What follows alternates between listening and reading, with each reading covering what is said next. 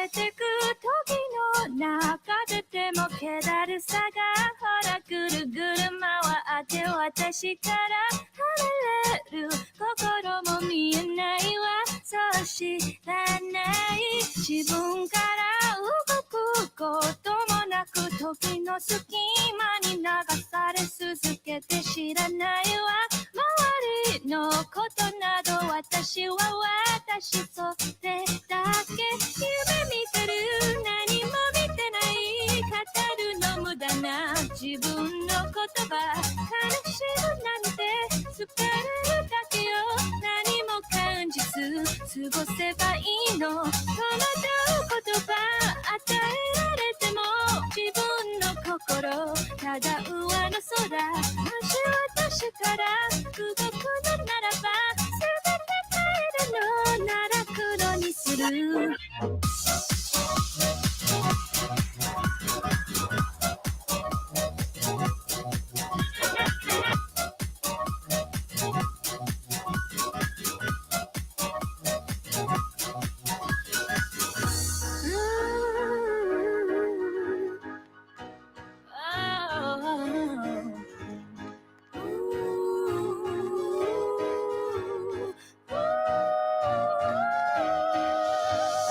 Even in the midst of the ticking time that flows, the lack of empathy here is spinning round and round in circles. I can't even see that my heart is separating, leaving me alone till I just don't know why. Frozen in the cracks of a time that's never ending, paralyzed in fear. I am stuck here, suffocating, trying to escape from a world that's decimating, focusing on nothing but my own self.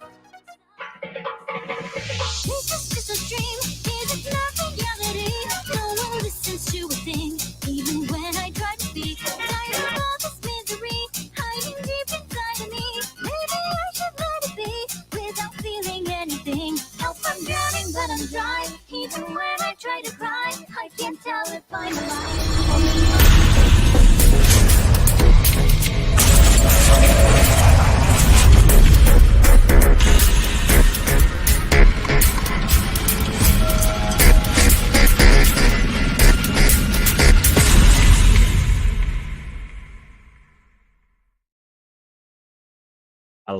Hello, and welcome to another AIMBOT. Here we are, here you are, here I am. Here is the world. We're back at it again. It's crazy. Thank you so much for joining me. I'm Mark Reed. This is AIMBOT. Am I morally bankrupt or them? It's a good question to ask, and we're asking it. We're looking at the Reddit thread for "Am I the Arsehole?" and deciding who's right, who's wrong, who's good, who's bad, who deserves to be judged. It is consensual judging, always consensual judging. People do want to be judged on that. It's been an interesting week, and I want to say hello to everybody out there. Who's around? Who's around? Marenia's around. Binge Thinker, hello. Tux TV, good to see you. Captive Desk, hello. I've still got to line something up with you. I'm very aware of that, actually. Yeah, the last couple of days have been a little bit crazy, to be honest with you. I jumped into Hoven's stream.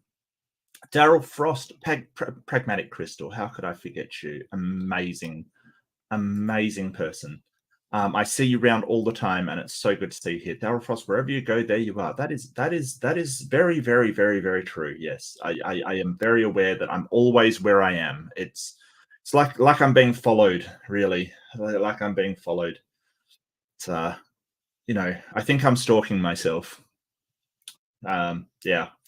I'm a pretty shady guy. You know what? Like in the past, I've had because I'm quite a tall guy, and I'm sort of shaved head and everything.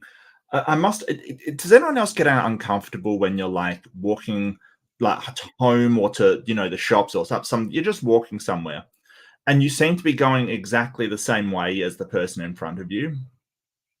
And they you can tell they're getting suspicious of you. They're like, why is he going?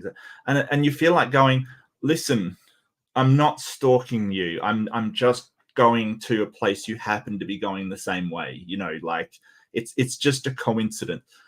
But that's not something you can do because it looks worse. Going up to people and saying, hey, I'm not stalking you. That is not a good look for you. I've had even sort of at sort of night or sort of near night. I've had been walking to somewhere. A woman's in front of me, and she's obviously getting nervous. Cross the road, and I'm like, yeah, that's probably a good idea. I'm big. I look like a skinhead. I get where you're coming from. I do get it. I feel like I want you to feel safe, but at the same time, I feel like, man, what kind of world we live in where you've got to cross on the side of the street to, because you might be, attacked by somebody. That's terrible. But I would rather somebody feel safer than not feel safe. So yeah, I'm not as mean as I look. I'm really not. People shouldn't think I'm mean. I'm definitely not as mean as I look. Trust me. That's something a mean person would never say. It's something a mean person would never say. So what are we doing today? Yeah, I was talking about what I got up to the last couple of days. I decided in a fit of insanity to go into Praise's room when Kent Hovind was in there and just have a good argue with him. Just hold him accountable. which I feel like I did very, very well. I got to admit, I'm kind of disappointed in myself for the chromosome 2 fusion. I did great on ERV's chromosome 2 fusion. I kind of got a little lost. I got to admit that to myself. I kind of got a little lost, was really held back. Grayson was there, who is amazing. I really highly recommend Grayson. But I did get a little bit lost. It's good to get in there, and I now know what I'm looking for. Like, what are the questions I have about chromosome 2 fusion. I have a feeling that Donnie wasn't 100% honest, and I have to rewatch it, because I feel like, even though there's sort of telomeric sequences, I don't think there's end-to-end telomeric series like what he was said. I've got a funny feeling that something's not right there with what he said. So what it does is, even though the I might not have known what was exactly what he was talking about, um, I now know what I'm looking for. Is there an end-to-end mirror sequence going one way then the other? And I don't think that was the case. I could be wrong, but I don't think that was the case. So yeah, I think that something twigged in me, sort of my last night, your this morning, going, something's missing there. From the papers that I was quickly going through when I was talking with him, there's something not right with what he's saying, that there's other end-to-end telomeric sequences in the DNA. I don't think that's right at all. But it's fine. It's fine. So what I want to share you with, yes, I want to share you with this link I found, yes, because I want to share you with everybody. Chat, you make me happy. I want to share you with the world. Slight slip of the tongue there, maybe a Freudian slip, maybe a Freudian slip. I did have the link here somewhere.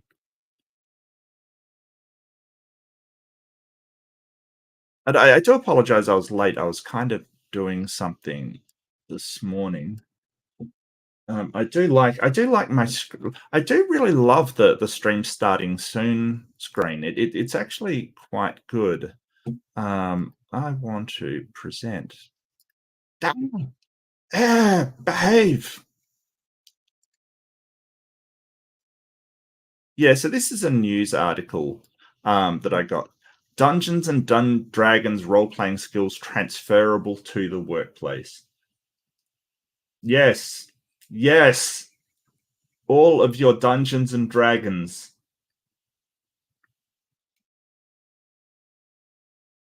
There could be a role for D&D in the workplace. See what he did there? A role for D&D in the workplace. But it's like elves and stuff, so it's not everyone's cup of tea. How dare you, sir? There's more than Dungeons and Dragons. You can play Traveller, or you can play a 1920 gangsters role-playing game. You can play Call of Cthulhu. Yes, there's Eldritch horrors. Yes, there's Eldritch horrors, but no elves, as far as I know. I mean, somebody tell me if they've added elves to a Call of Cthulhu. Role-playing in the workplace. That's the job I want to do. Yep. So today I'm just letting my nerd flag fly. I saw some friends I hadn't seen in ages yesterday, and sort of, we're all nerds, and so today I've decided to let my nerd flag fly. Oh, are there? Is there really? Oh, that would be so good. Like, seeing them fight over who gets to play Jesus. You know what I mean? Like, um, do they basically like play somebody in ancient Judea? Fighting against the Romans, kind of thing. That sounds like a Monty Python sketch, doesn't it? Really. Um, I got to find out if this is real, Marenia. I really do. Oh yes, they do. Oh yes.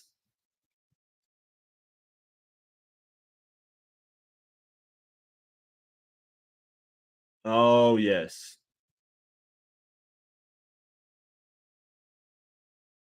Click to allow to confirm you're not a bot. Okay, well, I mean, I can do that.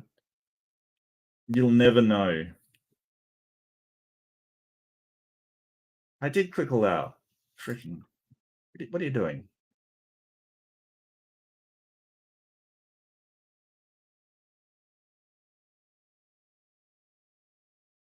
Uh,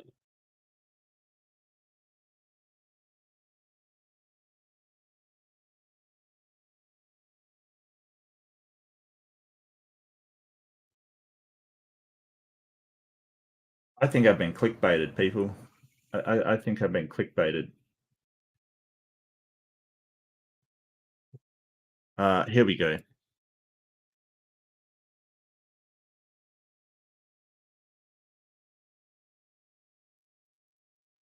Yes, Dragon Raid is a Christian discipleship learning game set in a fantasy world.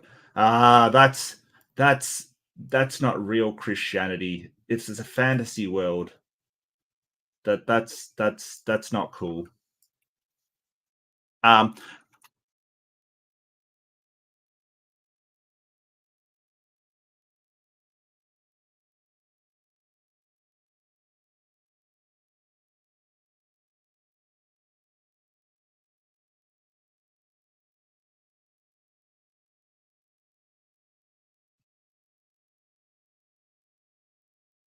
yeah. Its primary focus is to Christians to understand and nurture the full fruit of the Spirit and grow in their understanding of the Bible and daily applications. Publication 1984. All right, that's settle down, Christian. When was Dungeons and Dragons originally um, written? Was that like 1979 or something? 1979? Dungeons and Dragons. When was that written? Um,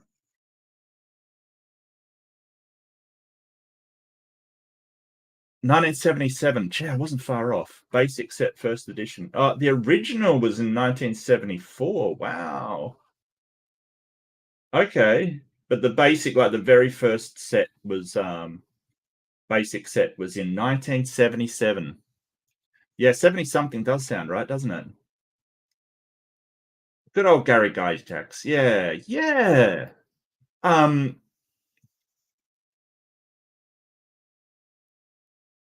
it is significantly different from the rule set used by the players to operate. In particular, enemies roll a smaller dice, making it more likely the PCs will exceed in their actions. Look, okay, so can you really have a Christian role playing game if you're leaving it up to dice to decide? Shouldn't you just leave it up to God to decide, like, you know,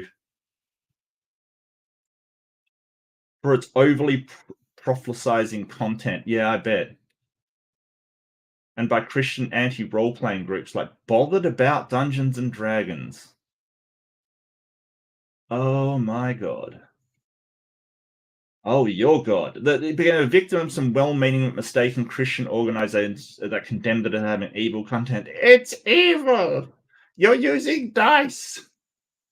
Things aren't random. It has to be God deciding. It's too complex to be random. Rah! Oh, look, I still got, from 3 point, like maybe version 3, even 3.5 onwards, the monster manual has some beautiful pictures, like just gorgeous pictures in it. I know exactly what you mean, Big Bad Mama. It's a gorgeous thing. I've often said, like, if I want a coffee table book, I would just leave the monster manual out. That would be awesome. Absolutely awesome.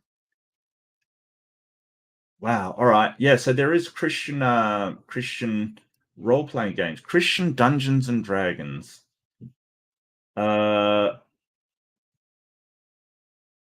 here's another one that I was trying to get into, but it didn't work.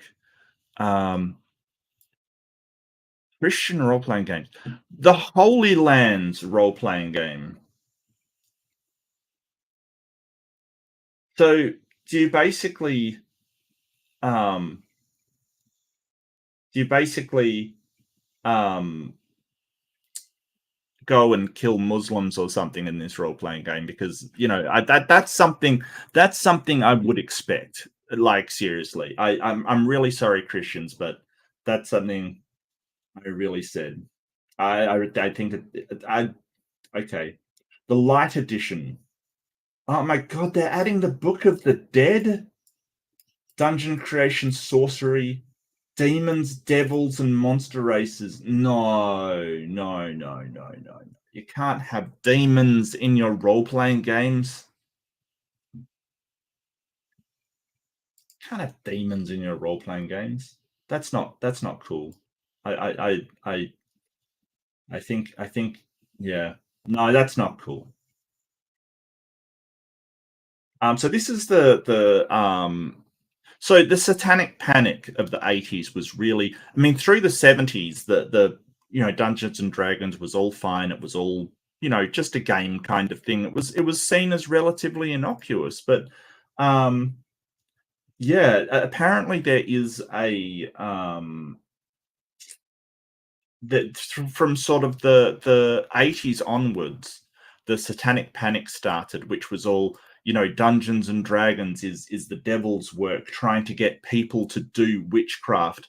Like, look, if I could like do actual witchcraft from doing Dungeons and Dragons, it would have been a whole lot better. But that is not what happens. Like, there is no, you know, oh, there used to be a chick track, and I'll see if I can find the chick track afterwards, because it is hilarious.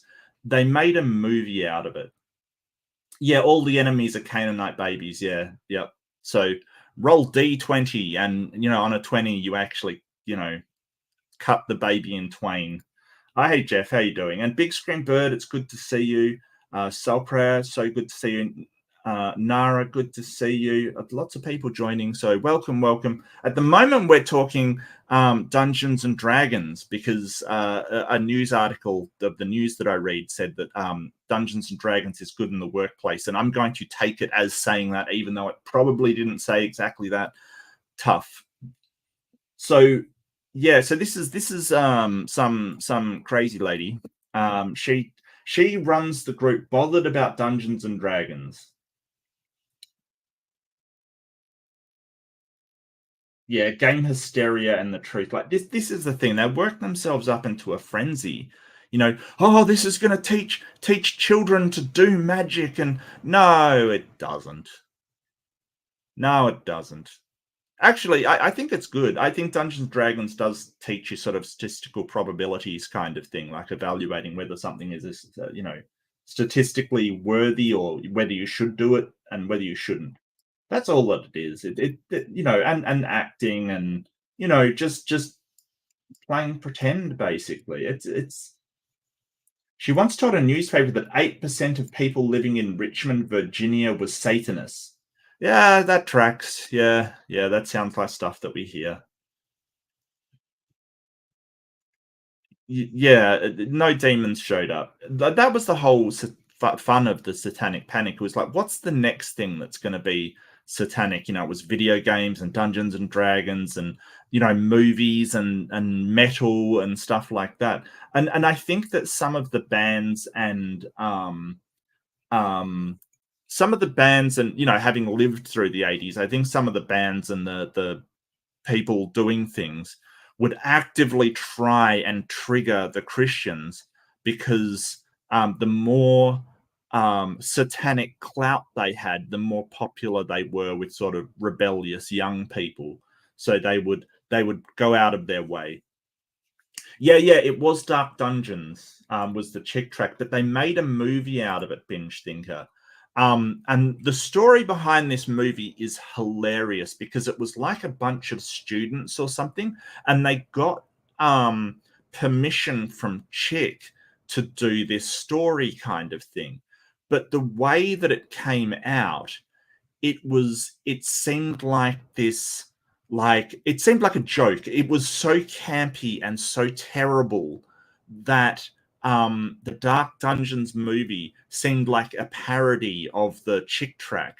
But of course, Christians, like especially fundamentalist Christians who are just immune to irony, didn't didn't pick up that it was just so campy that it was funny, right? They thought it was serious and they thought they did a really good job. So they allowed it to release, not realizing that it was amazing because it was so bad and hilarious, like that hilariously bad kind of thing. It was yeah, I did that too. Big bad mama, you and me both. We're both going to hell. Absolutely. I'm right. See, that's the thing, Marinette. If we just convince workplaces that it's good for the workplace, we can play D&D at work. You're not on board. You haven't. You're not seeing the. You haven't cracked the code yet. I'm trying to get this in the workplace. Just work with me here. That's the whole point. That's why I did the thing today. That's what we're doing. Dark Dungeons. Yeah. Oh, that's the film. Yeah, that's the film, right? And it's so ridiculous. Like it is so funny. Um Yeah, no, Hoven did. Hoven basically what does is he just projects whatever, because I called him a fundamentalist first, and then later on he's like, "You're a fundamental." It's like, what are you, 5? Are you seriously like, no, you're the fundamentalist? Really? I'm not like.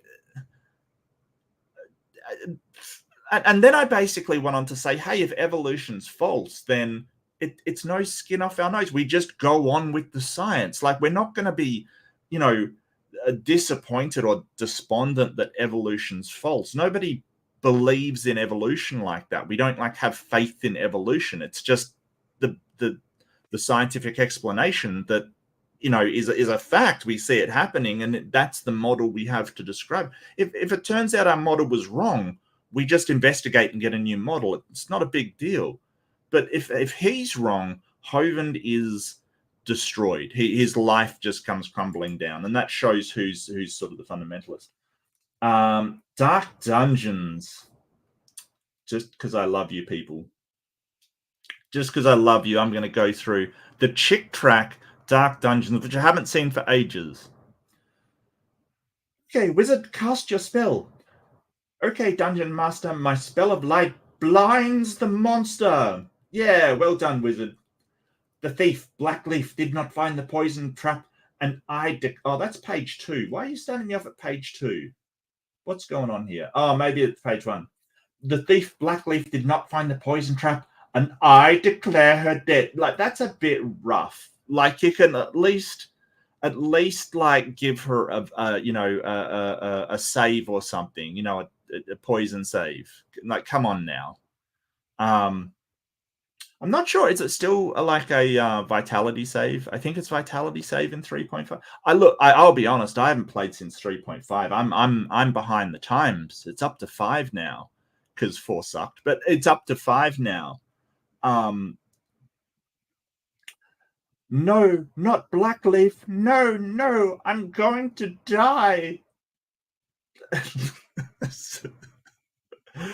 Yeah, no, I'd be a little bit frustrated that the DM's been a bit of a dick, to be honest with you. I mean, come on, like, give me a save. Hang on, what is it? Is it the vitality save? I've totally forgot. Why has this gone out of my mind? Like, save in the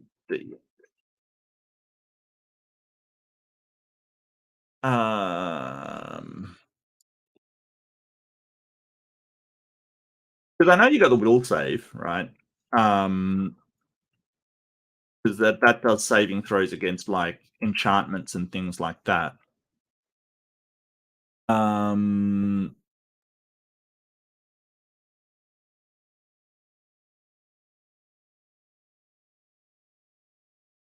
Oh, 5th edition just does saving throws based upon things. So it'd be endurance, right? Yeah. Endurance? No, it's not endurance. I'm a bad gamer. I've completely forgot. Constitution. Of course it's Constitution. What? Um, no, not Blackleaf. Yeah, Blackleaf. That's a terrible name, by the way. I suppose that could be their last name. Look, I shouldn't criticize other people's names. I have done some real bad names as well. I'm going to die. Please don't make me quit the game. Please don't. Somebody save me. You can't do this. Who says you have to quit the game? Just re-roll another character. Marcy, get out of here. You're dead. You don't exist anymore. Okay, I get not breaking the fourth wall. I get not breaking the fourth wall, but just re-roll a character. Take a bard this time. I don't know. Take another thief if you want. I don't care. Take a tinkerer. Maybe you'll make your perception check. Who knows? Debbie, your cleric has been raised to the 8th level. I think it's time that you learn how to really cast spells, because that's what my dungeon master did. When I reached 10th level sorcerer, he said, yeah, you were born with the ability to cast spells. You mean you're going to teach me how to have the real power? Yes, you have the personality for it now. You need personality traits in order to cast spells. This is news to me. This is news to me. What personality traits allow you to cast magic exactly? I want to know. Like, do you have to be a big enough ass and then, you're just mean to everybody around you and suddenly you get magical powers? Wouldn't surprise me. Maybe that's why God is so powerful, because God is just the biggest asshole out there. Maybe that's why. The intense occult training through D&D prepared Debbie to accept the invitation to enter a witch's coven. You know how many times I've been invited to a witch's coven because I've hit 8th level? Like, in reality, none. Not once. I've bought Elfstar to become a priestess and a witch. Where did they get these names? It's Blackleaf and Elfstar. Sounds like a gay porn duo, to be honest with you. Never mind. It's fine. It's fine. It's fine. I'm not going to hassle other people's names. To become a priestess and a witch. Welcome, Elfstar. Now, she's not Elfstar. It's the player. That's why you have look, if you're getting confused, right, here's what you do. There's a marking on the character sheet for character name, and there's a marking on the character sheet, a spot for player name. So you can tell. Oh, right on. Yeah, I Witch's Coven, go for it. Why not? Elfstar, that's my new nickname. No, this person has Elfstar. I'm not stealing somebody else's character name. That's just rude. You're rude, Big Bad Mama. That's just rude. Welcome, Elfstar. Now you'll become a priestess of the craft and the Temple of Diana. Wait, are they Wiccans or are they worshipping Roman deities? This chick tract is confused. It's confused. Diana is that's the goddess of the moon in Roman mythology. Stop.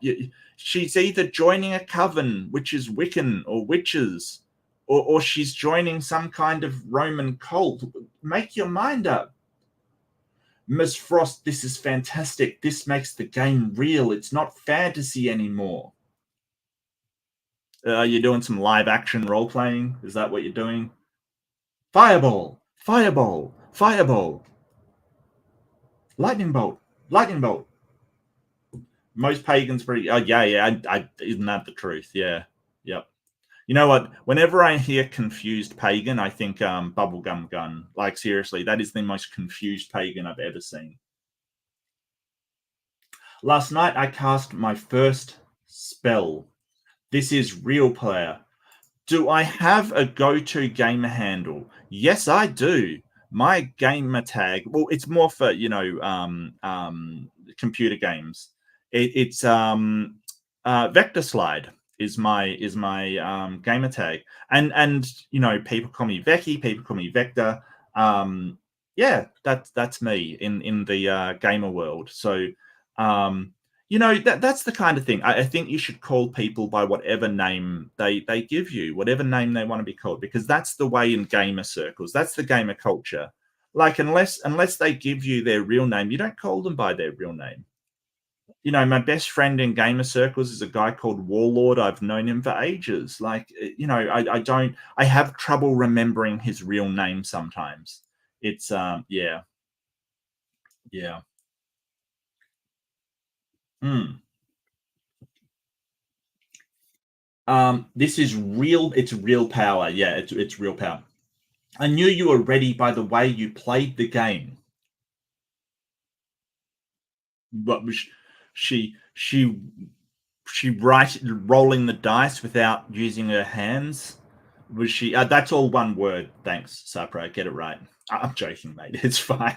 I named. Look, the way I got this name was like, oh god, how long ago? Probably. It was like when I was like 19, 20. So that's a good 20 something years ago. When I came across a vector slide rule, which was before the ages of computers. They used a certain slide rule to do vector calculations kind of thing. And I thought that sounded like an awesome thing. Chunky Lover. Hey, man, that's if you want to be called Chunky Lover, I'm on board, Chunky Lover. I'm right on board. I'm with you. I'm with you. Hephaestus, the god of ironworking and smithing. Sure, I guess. I mean, I don't. Did you do much smithing? I god of craftsmen, I guess, or craftspeople. I don't know. And you were ready by the way she played the game. Yeah, the way that she telekinetically rolled the dice just gave it away. But this is just the beginning. There is so much more. Which spell did you cast, Debbie? I used the mind bondage. I used the mind bondage spell on my father. So not the normal bondage.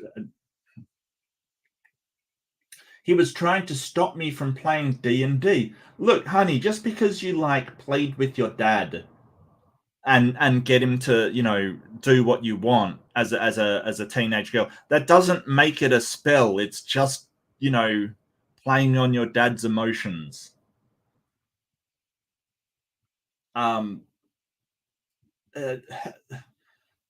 What was the result? He just bought me $200 worth of new D&D figures and manuals. It was great. How can you tell this was written by somebody that was convinced by their child to buy a D&D manual and went, oh, this is really expensive. Wait, it's witchcraft. Jedi mind tricked me into buying it. I hate it. Let's write a chick track about it.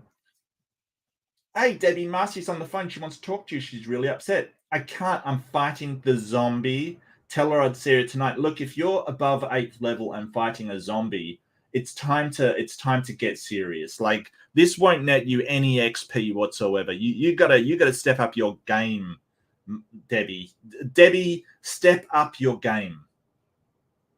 Hi, Mrs. Anderson. Marcy wanted me to see her tonight. I'm glad you're here, Debbie. Marcy has shut herself in a room and she won't come out. She hasn't been herself for weeks. I'm very worried. Ever since her character in the game got killed, it's though a part of her died. Maybe you could talk some sense into her. Look, seriously, Marcy, roll another character. Check for traps. Maybe it was a lich. Well, maybe it was, but a lich isn't a zombie, Marinia. We both know this. Stop fooling yourself. It's not a zombie. It's not a zombie. I think there was some form of intelligent zombie they put in it. It was from the Eastern realms kind of thing. But I don't remember the name of it because it was Karatur or something like that. And Marcy's, no, you didn't have to do that. It's my fault Blackleaf died. No, I'm pretty sure it was the DM not allowing you a constitution check against the poison. I'm pretty sure it was the DM. I can't face life alone. Miss Frost, I can't get Marcy out of my mind. How could she do something like this? If she left the game, she'd be alive today. No, if you're having suicidal ideation over a game, you need to get help. Like, seriously, it's just a game. Nobody's ever played Monopoly and killed themselves because their shoe went to jail. Like, come on, be serious. Get your priorities straight, Debbie. Your spiritual growth through the game is more important than some lousy loser's life. Yeah, okay. It would have happened sooner or later. Her spirit was too weak. I,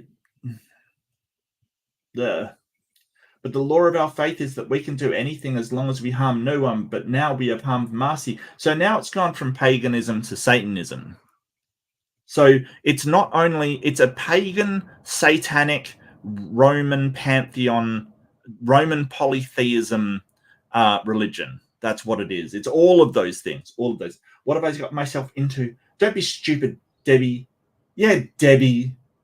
I think you'd better let Elstar take care of things. You're getting out of control.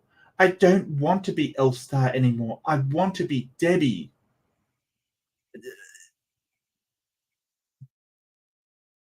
Oh, really? That's sad. I'm really sorry to hear that, Marenia. I would imagine, though, it's probably not the D&D. Like, that's not really the reason.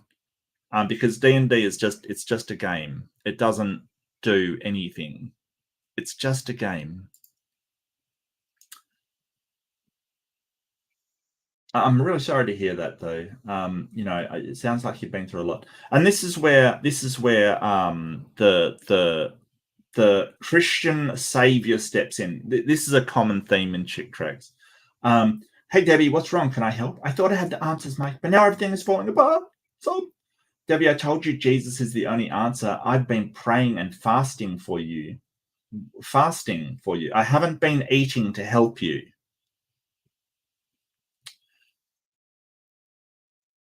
Yeah, no, I get that. I get that. But there's all kinds of things that can trigger the most severe episodes. It doesn't really mean that it's the thing. Like, I've seen before somebody think that the water's poisoned, kind of thing. They had incredible paranoia, and it wasn't the water that caused it. That isn't the reason for it. We've got to separate the reason from the circumstance, and D&D may very well have been the circumstance, but millions of people play D&D and they don't have that experience, so we know that is not the cause. Because you're involved in a spiritual warfare that you can't win without the Lord Jesus. Or you could just stop playing and go do something else. I mean, there's always that. Like, this whole idea that these dice are somehow magical and it's somehow drawing you in. No, they're not. There's nothing mystical about it. It's just a silly game. It teaches you statistics. It teaches you probabilities. It teaches you acting. It teaches, but none of it is real. There's no basis for thinking it's real.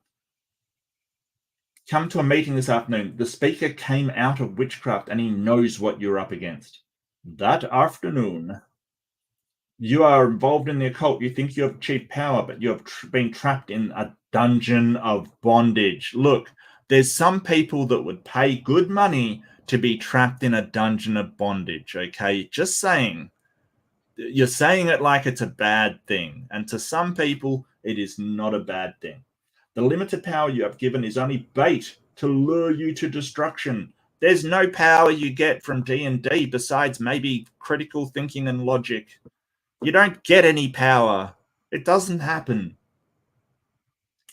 But Jesus came that you might have life, and that more abundantly. Jesus set us free from the bondage of witchcraft and gives us victory over the power of the enemy, Satan.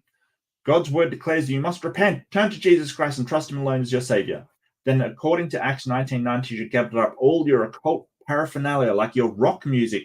Why did rock music suddenly come into this? Rock music, occult books, charms, dark Dungeons material. See, they knew they'd get sued if they wrote Dungeons and Dragons. They 100% knew they would be sued. Don't throw them away, burn them. We'll do that here tonight. Look, have you ever tried to burn a dice? It doesn't burn very well. Maybe they do. I must admit, I've never tried that. We will also be praying for the deliverance of those who have allowed occult forces to control them. This is like having a gambling addiction and going, well, I'm going to burn all my cards and that's going to solve the issue. Come on now. Be serious. If you want the Lord Jesus as your savior, come forward now. Oh my God, I need help. My life's a mess. Help me. In the name of Jesus, I order the spirits of the occult to leave Debbie. Warning, see Acts 19. Okay. Lord Jesus, I repent. And all the Dungeons and Dragons spirits that don't exist are now exiting her body. I think that's her fun is going. That's what happens to Christians. All the fun leaves them. They don't have a sense. That's her sense of humor leaving her right there. That's what that is. Lord Jesus, I repent. You guide me through life. I want you to be in charge of everything, not that lousy D&D manual. Ooh, you name check Dungeons and Dragons because Dark Dungeons is just DD. You name check. If the Son therefore shall make you free, you shall be free indeed. With the Spirit of the Lord there is liberty. And that's the spirits of having fun, leaving her body. Debbie burned all of her occult material that night. Thank you, Lord, for setting me free. And then they always do this in these chick tracks. They have like, do you believe Jesus died on the cross for you? No. Did you ask him to come into his heart to save you? Yes. If you did so, you can remember when God saved your soul. I mean, I can ask him to come into my heart to save me. It doesn't mean I believe that he's doing it. I think this is a loaded thing. But the Bible says there is only one way to heaven. Why would I care? Like seriously, why would I care? And then they have this, yeah.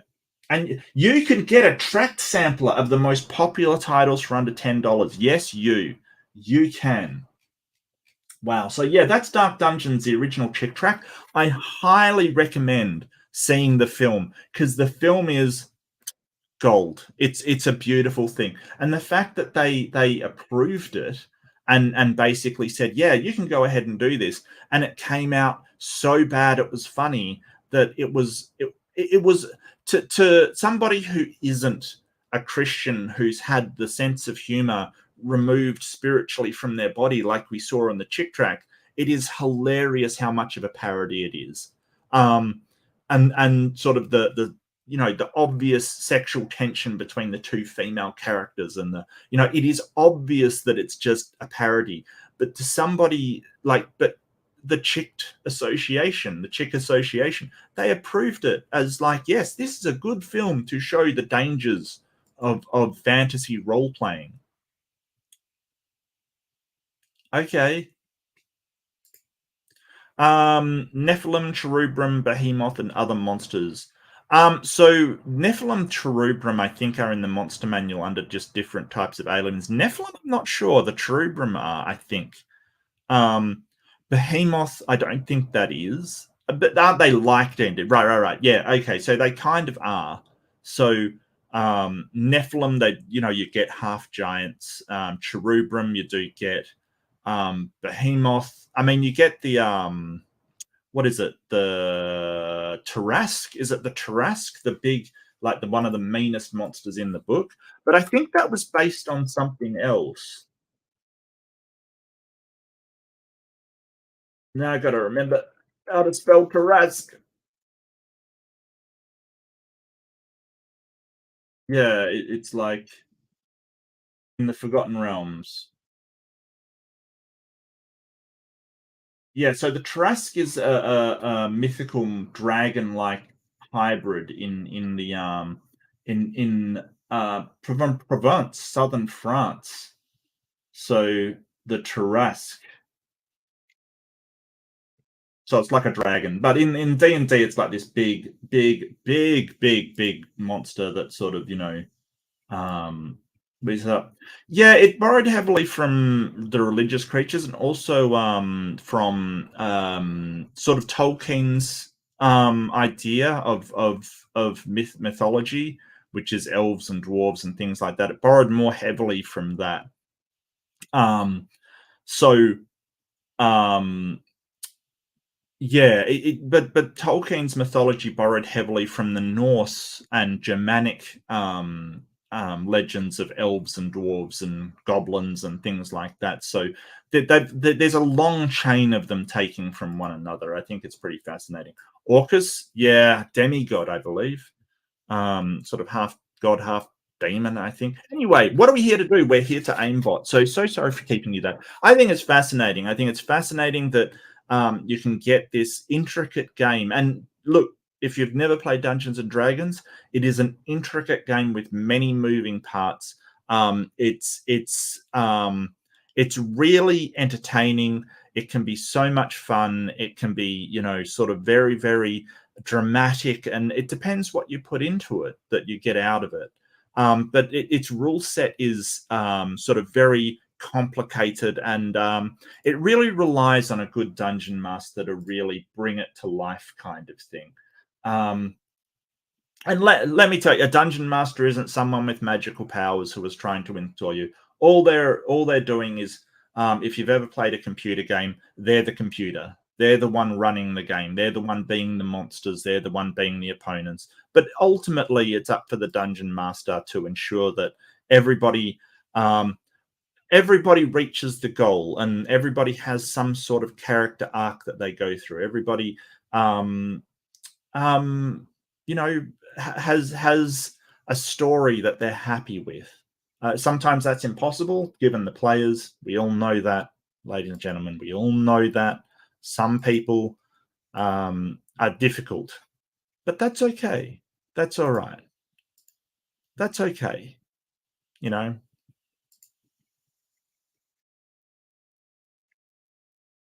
Yes. So yeah, I've been a dungeon master in the past. Maybe I will be again one day. Who knows? Who knows? Um, I so the dungeon master is the one who has to do most of the work. Let's face it. Even if he's running sort of a pre-generated adventure, he still has to do, or she has to do, most of the work. They have to sort of know what's going on. They're usually the most experienced. Sometimes not, if they're taking a break and giving some. But anyway, that it takes a lot more work than just being a player. So I haven't been a dungeon master for a while. Um, I might be one day again. Might be. Okay, but today we're going into Am I the Arsehole for Reddit? We're deciding who's good, who's bad, who's ugly. Now, just for background, I haven't seen any of these. My reaction is purely the first time reaction to them. So I hope you'll join me and we can have a look at some situations. Not everything can be about D&D. It's got to end at some point. You've got to go back to real life. You know, that's what Marcy should have known from the Chick track. Like, yeah, when the here's a rule for you, a good rule of thumb for Dungeons and Dragons. When the session ends, you stop being the character. Okay, it's only for this. Like, don't go wandering around, your job, saying, "I Elfstar will sell you this thing." No, stop. Don't mix it up with real life. Honestly, it's not good. Oh, and Michael Granado. Well, good to see you, mate. I mentioned you to somebody the other day. Yeah, just really interesting YouTube channel, I must admit. Yeah, it's so good to see. Anyway, let's go. Let's aimbot.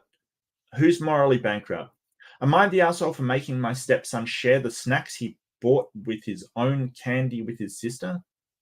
His own candy. He bought snacks. Oh, he brought with his own candy with his sister. Okay. Making my stepson share the snacks he brought with his own candy. So he brought candy and snacks and you made him share with his sister. That doesn't sound unreasonable. My female 32 husband, 40, has a son, 17, from a previous relationship. He's 17. Yeah, hell, share your food. What are you talking about? We have an 8-year-old daughter together and a baby, 7 months. My stepson got a part-time job around Christmas. He works in Starbucks. It's a living, sure. What do y'all think of Starbucks? I'm not impressed with Starbucks. I think that Starbucks is not that great a coffee. It's just very, like, I was sort of talking to Lynn about this. When I went to Japan, it was the best coffee around, but like around here, it's painfully average. It's not very good at all. Um, if I compare it to, we don't have a Starbucks in Australia, but Reddit AITA. Yeah, so if you read enough Reddit, it gives you magical powers. That's what happens.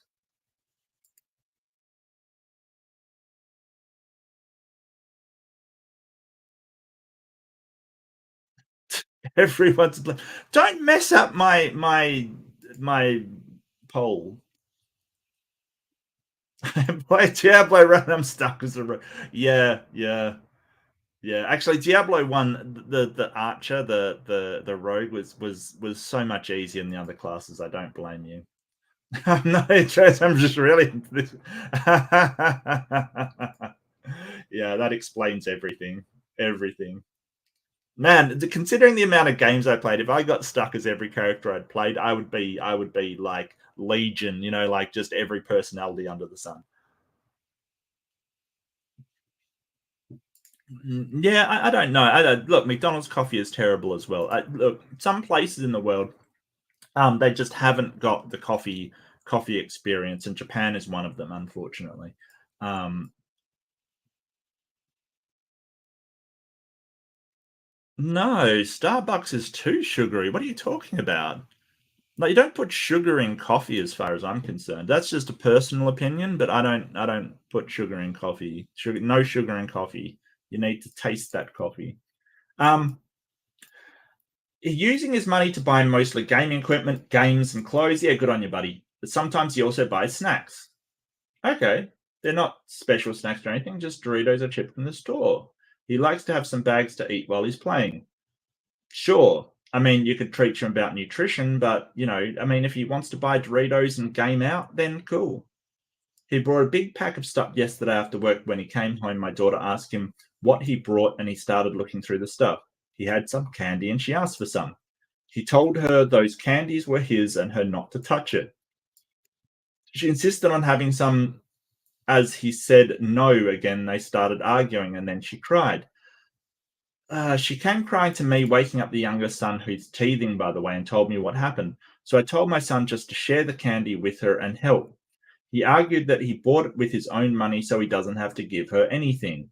I told him that we buy most of our groceries with dad's and my money, so we could use the same logic. That's a good point. That's a good point. That's a good argument. Like, the reason why you can buy candy and stuff is because you don't pay rent and shit. Yeah, that's fine. Yeah, no, I like that argument. He continued arguing till I threatened to ground him, and he finally gave in. He was upset afterwards. When my husband came home, he told him what happened after dinner, and my husband called MW off. Me, probably me. It's just typo. Gotcha, gotcha. For treating stepson as a little kid. He said that since he's being responsible with a job and getting his own money, he should decide what if he wants to share his snacks or not. And told me not to get my frustration out on his son. Am I the asshole? I don't think so. I don't think so. Look, even though he's 17, like, sort of teaching him that, hey, we share with family is not a bad thing.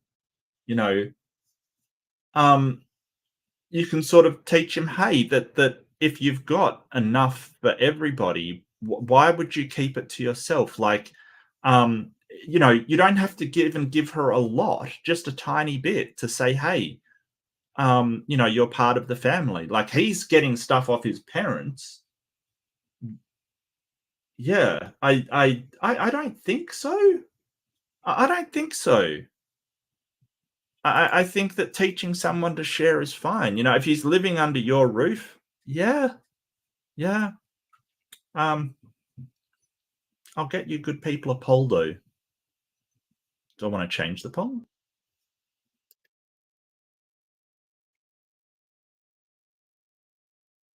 Is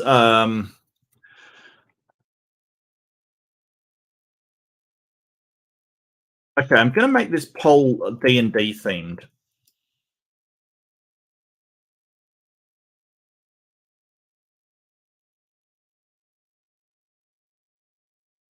Um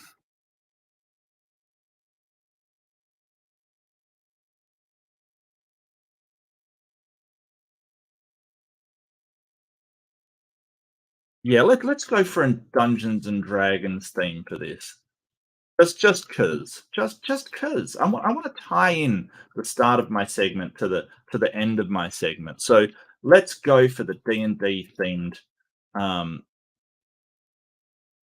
D&D themed responses. Um is poster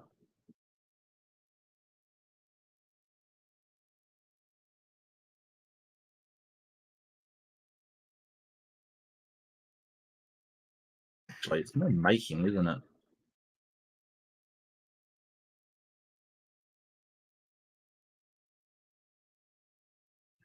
Lesson learn to hide your sweet. Yeah, yeah, yeah. 17 is not 7. Well, I agree with that, Captive Desk. I like, a truer statement never said. I I absolutely if nothing else, then they're getting the 17-year-old ready for what's gonna happen to them with taxes, quite frankly, that's basically what happens. Yeah. You make something and somebody comes and takes a portion of it away. That's taxes in a nutshell. Oh, did I? No. What am I gonna do? What am I gonna do? Did I spell it like orgay? Yeah, I spelled it like orgay, right? I think I've been talking to orgay too much because I used to call him ogre. Does everyone know orgay 343? Um, I used to call him ogre all the time until I realized that it was ORGE. It's orgay. Like, like I felt so bad for calling him ogre all the time. Yeah, but life's going to be unfair, and if he makes more money, they're going to take more taxes. So yeah, look, you know what? A lot of it does depend on whether he's paying like um, board or paying board as in rent kind of thing to his parents, or whether he's paying for any food, or whether he's expected to contribute to the household. Um, I think that if it's just he gets his money from work, then he can share a little with his sister. I mean, come on now. Um,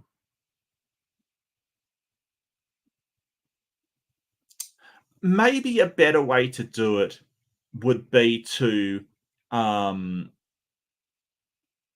sort of say, okay, well, you can do whatever you want with your money and buy some stuff for the sister.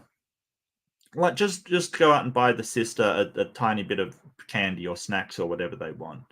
And but then next time he wants help, buying something or covering something, or he wants you to help him with this, you say, well, you're on your own now.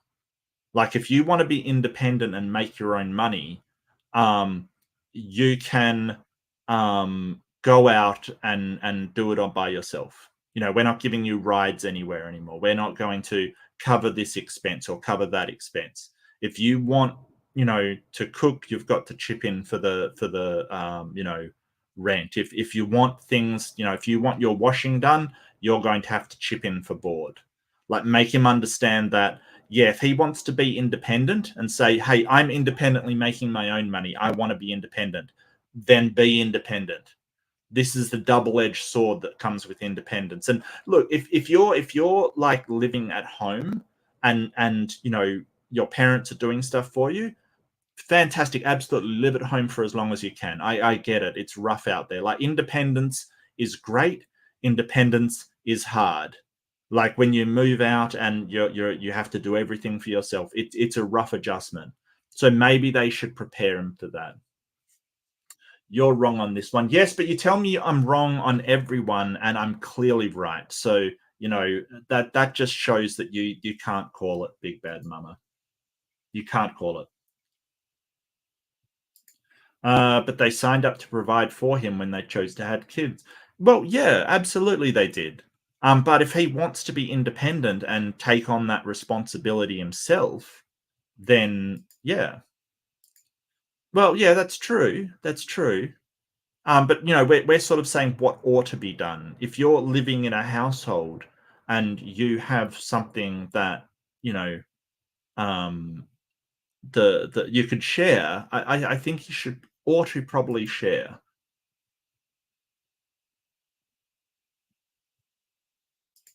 People should be sending their money to me. It's literally in my book. No, it doesn't. It actually says to give away all your possessions. You're wrong.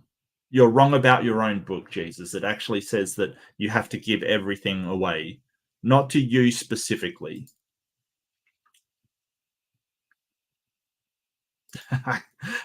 Lord Jesus, you're dead. I got better. No, you didn't. We still haven't heard from you. Is this a return? Am I going to be raptured? I don't want to be raptured. Rapturing would suck. I have issues with heaven. I really do. I really do. His money, his choice. So you're the asshole for that. An 8-year-old is old enough to know, no, that's not yours. So she's kind of an art. Well, just the lay off the thing. And if you entitled her tantrums, you're the asshole for that too. It is your legal obligation to buy food for your children. The 8-year-old is not his child. She's yours. So your logic is actually nonsense. Don't be evil stepmother. Oh, okay. So yeah, Reddit completely disagrees with me. Why do I feel like the Lord Jesus is Peter in disguise? I don't know. I'm getting that feeling. I'm getting that feeling. Rapturing would be great.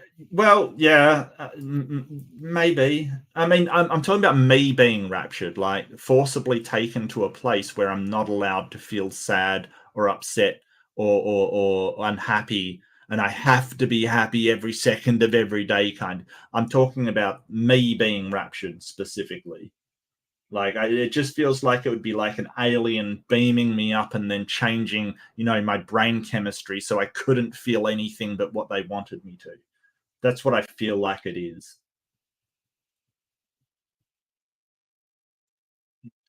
No, no, no. Peter was an ass that just trolled people. That's essentially what. No, we love Peter. Peter's awesome.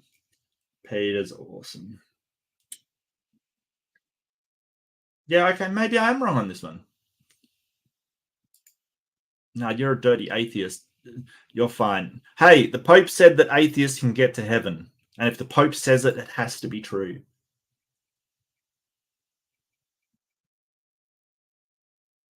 Major, you're the asshole. All right. Well, this is, I still feel like maybe he should share with the child.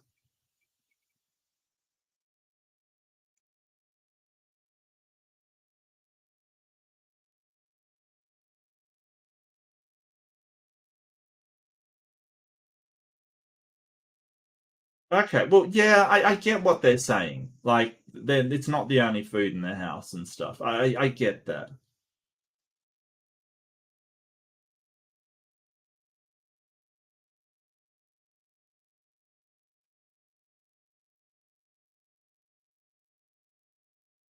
Oh, they're tearing this person apart.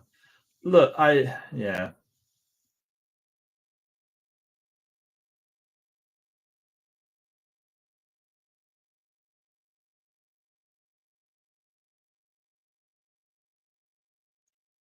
Yeah, I don't think it's the son's fault that they woke the baby. I don't. You wouldn't have shared a Dorito, Mark, yet you want this poor kid to share. I would have shared Doritos. What are you talking about? I would share a Dorito. What are you talking about? Of course I would share Doritos. I would share Doritos with you, Big Bad Mama, even though you didn't financially contribute to the buying of the Doritos. I would share those Doritos with you. Don't you feel completely shamed by my generosity and my light? Look, if you're playing D&D, and I'm going to link it back to the D&D at the start of this, you share the Doritos. Don't be a dick. Don't not share Doritos when you're gaming. Like, come on now. Like, have you ever had that one person that like you come to play a game and they're like basically just hogging the Dorito bowl? Like, come on now. Share the Doritos around. Let's be serious here. You don't need all of them. Why are you look, Big Mad Mama, why are you hogging the Dorito bowl? Why? Why? I kind of behavior that will get you burnt in hell. That's the kind of thing that will make sure you're not raptured when the time comes, which may be a good thing. Which is I don't know. I've lost my logic. I'm lost in Christian logic. I can't find a way out. Is rapturing good? Is that bad?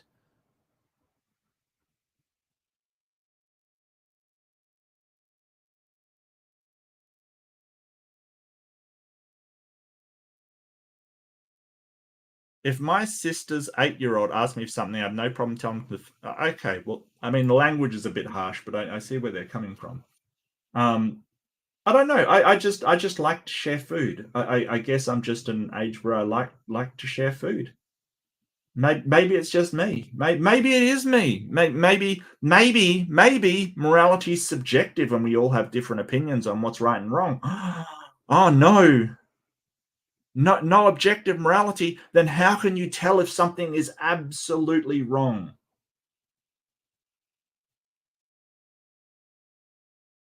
If something isn't absolutely right and wrong, how can you tell? It everything breaks down. Everything's yeah. All right. So yeah, I don't get that. I don't get the whole idea of why stuff has to be absolutely right and wrong in order to be right and wrong. I don't understand. I really don't. Someone explain that to me, because that's sort of what they say. They say, well, it's not absolutely wrong, but it's wrong, but not absolutely. I don't. I have noticed that as well, Lex, and welcome to the stream. I have noticed that as well. They seem to be tending towards recently. They seem to be tending towards evolution, young Earth, you know, that kind of stuff, and not any kind of defense of their actual faith. Many times I've challenged Kent Hovind on Christianity, or even evolution versus creationism, and he won't do it. He will not discuss his own worldview or defend his own worldview, which is terrible. It's kind of, yeah. Well, I think the Lord Jesus brings up a good point. Like, evolution doesn't disprove a God. I mean, it's not meant to. It's just it explains the diversity of life. Um, but the problem is, and I mean, I saw the end of Praise I Am stream, where basically they were sitting there, a bunch of grown people sitting there lamenting that William Lane Craig, one of the people that they sort of look up to, said obviously evolution is a thing. Like, it just is. They were like, oh well, William Lane Craig usually knows what he's talking about, but he doesn't know what he's talking about on this instance. It's like, are you serious? You know, what the hell? It was a weird thing to see people do. A very weird thing. I totally get what you're saying though, Lex. It's very strange. Poster is an orgay. Okay, so it looks like we're not supporting the poster. The poster, and I will fix that spelling. Because nobody wants to be an orgay.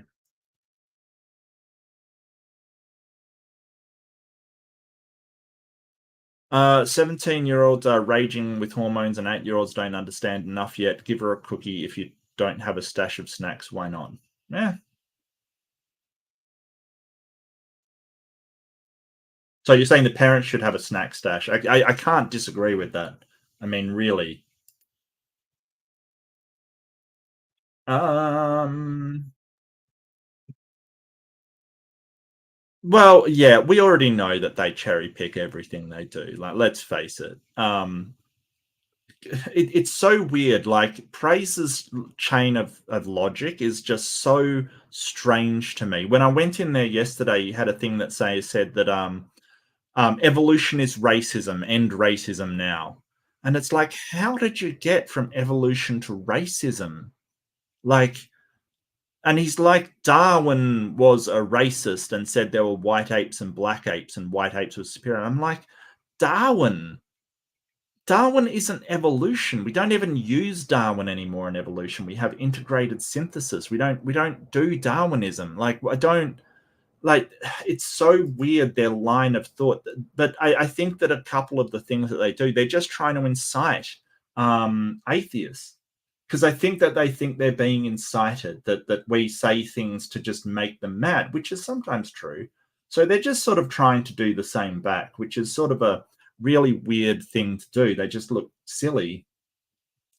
Um, am I the atheist for not pretending to struggle as a new mum? No. What are you talking about?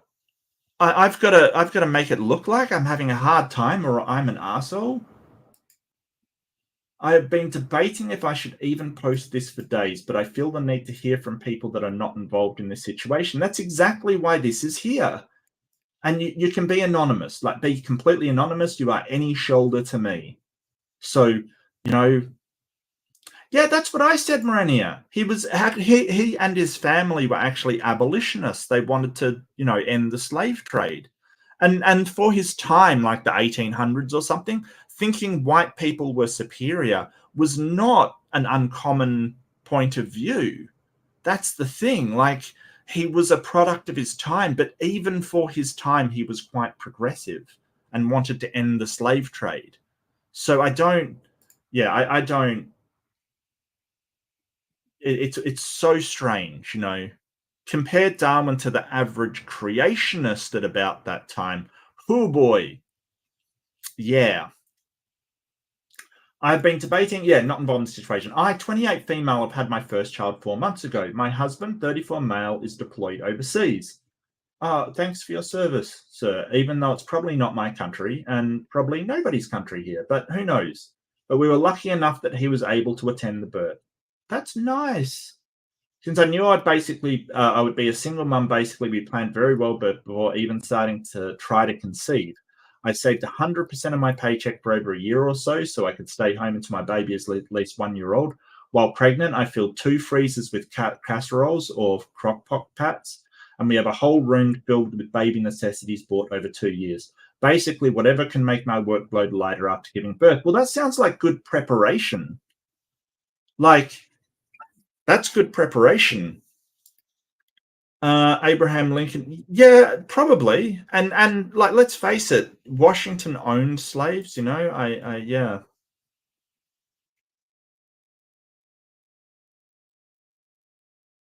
Also, as the eldest of 5 kids who was parentified to hell and back, but that's a common theme coming in here. I did not have the same fear as most new mums do. Now to the situation. I met another mum during my mummy yoga. Yoga's good for you. It's good that you're doing that. We hit it off and became friends. She had her baby 2 weeks before me. We kept in contact via, is that supposed to be SMS? But didn't get around to meeting until last month. She visited me and from the get-go was surprised at how clean my house was and how rested I was. So I told her what I told you above, not to brag, but because she asked me. Then she invited me to her home, and when I got there, she seemed on the verge of tears. Apparently, her baby was sick and won't stop crying. She also has not been sleeping well. So I offered to watch her baby while she has a bit of a nap and maybe a shower. She was very thankful. I also asked if I could pick up around the house a bit, and she was very grateful for that. That is so kind. I like this person. Look, any shoulder, you seem like a good person. Look, it takes a village, is what they say, and I totally believe that. You can't like do it yourself, or if you can, you need support. Like this poster is getting support, but it was from her preparation and her husband, doing his thing and helping her out. I let her sleep for 5 hours. During that time, I cleaned her living room, kitchen, folded some laundry. I also took care of both babies. When she woke up, she was very sorry for sleeping. So don't be.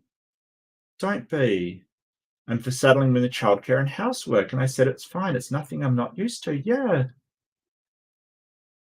A day later, she sent me a long text. The gist of it is that me being so put together make her feel like a horrible mum. Oh, don't think that. and me saying that what I did for her being nothing made felt like a total failure. She said she wanted some space from me because I make her feel bad about herself. I replied with, okay, take all the time you need, but I did not say sorry. Then a mutual friend said she is blasting me for not apologizing after her first text was really awesome. No! Oh, any shoulder, you have nothing to apologize for. What are you sorry for?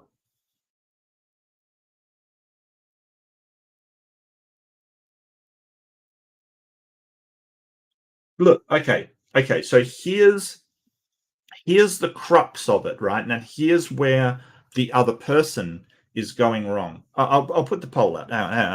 Let one thing at a time. Hold your horses, or your Pegasus, or Pegasi, or your hold your hippogriffs. Hold your hippogriffs. Look, I warned you at the start of this stream I was letting my nerd flag fly, all right? So don't come complaining now about the huge amount of nerdiness in the room, because I warned everybody. You were warned 100% that the nerd flag was letting fly. The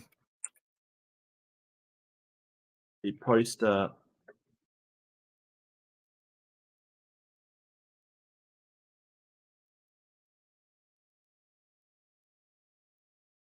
Okay, so there's the poll. Feel free to vote. Feel free to not vote. Feel free to vote for something random. Everybody does anyway. Apparently, for some reason, I'm not sure why. Anyway, I'm not mad about it at all. Okay, so here's the thing. Here's the crux of the matter, right? And I want you to pay attention to this, or not. Do what you like. But anyway, I want you to. Made her, like, what I did for her being nothing made her feel like a total failure, right?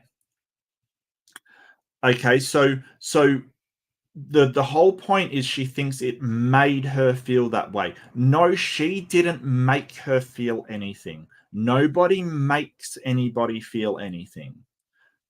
The circumstances bring about feelings in people. That's not to say it's the person's fault that those feelings came up, but somebody doesn't make you feel anything, right? So we've got to stop blaming others for our feelings. You might be completely justified in your feelings about something, but they didn't make you feel that way, right? So somebody says something that's incredibly bigoted. You say, you're making me angry. No, you're justifiably angry at what has been said, but they didn't make you feel that way. There's the difference.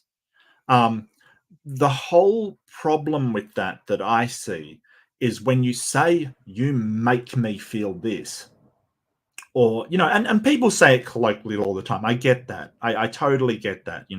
Oh, that made me so angry, kind of thing. I get that. That's fine. But actually internalizing that somebody makes you feel something, it's taking control out of your hands. You have no control. They make you feel that way. You don't have to feel that way. You may be absolutely justified in feeling that way, and that may be an appropriate reaction to what they have done, to the circumstances of what they have done. Totally granted. Totally granted.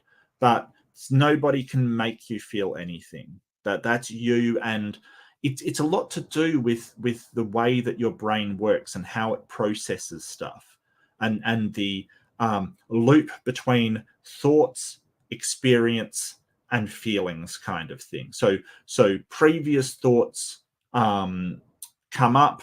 They bring up certain feelings.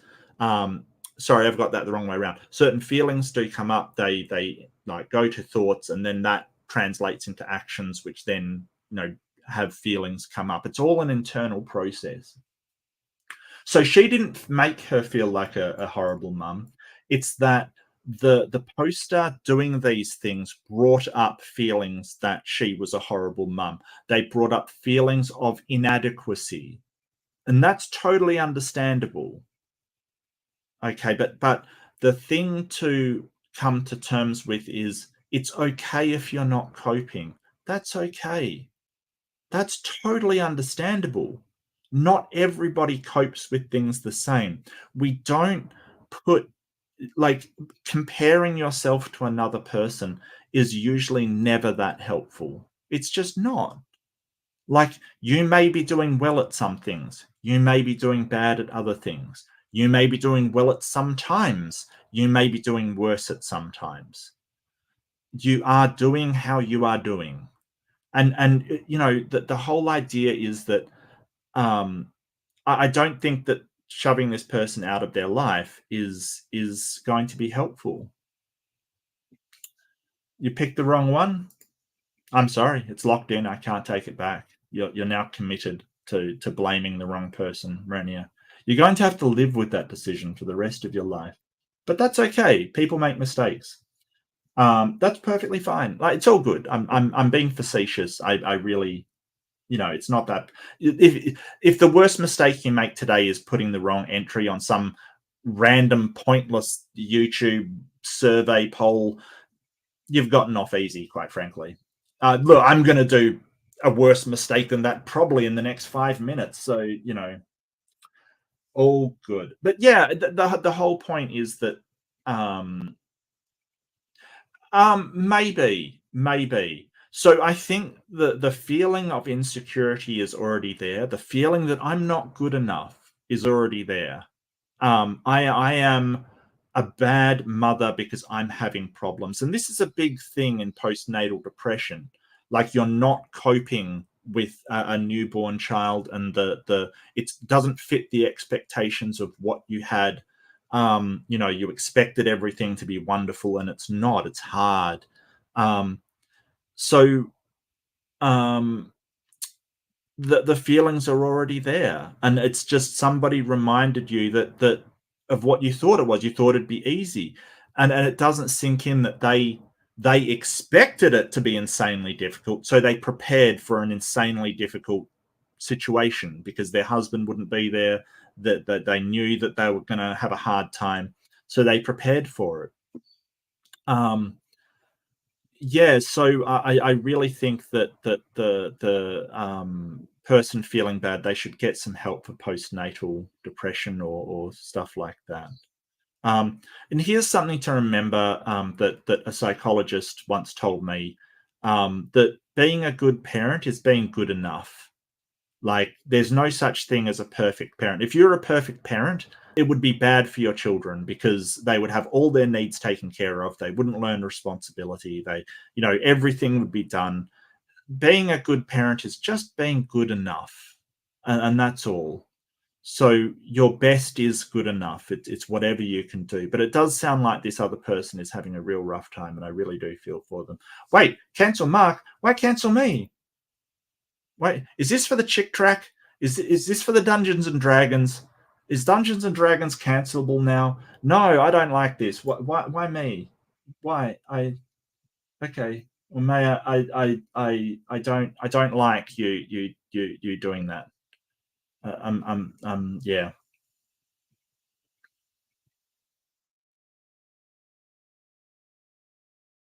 I'm sorry, Jesus. Your dad doesn't exist. It is way more likely that your mother had an affair than your father exists. I'm sorry. Sorry. Sorry to break it to you, buddy.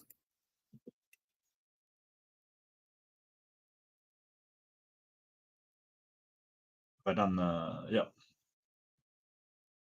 As a mother, I've been so grateful someone done this. Yeah, but she's obviously having problems, and she's, yeah, self sabotaging.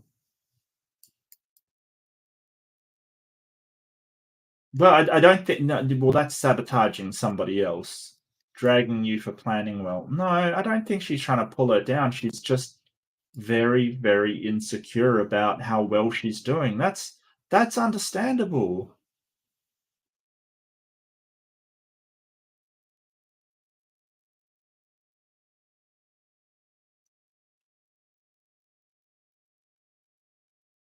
Don't even have kids. Yeah.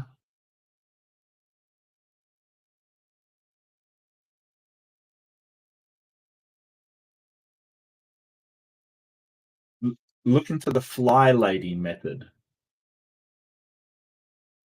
What is the fly lady method?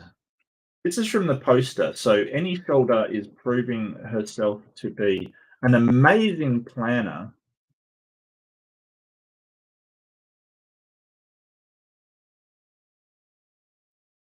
Handle their cleaning tasks in 15-minute increments. Okay. So you just sort of buzz around like a fly kind of thing.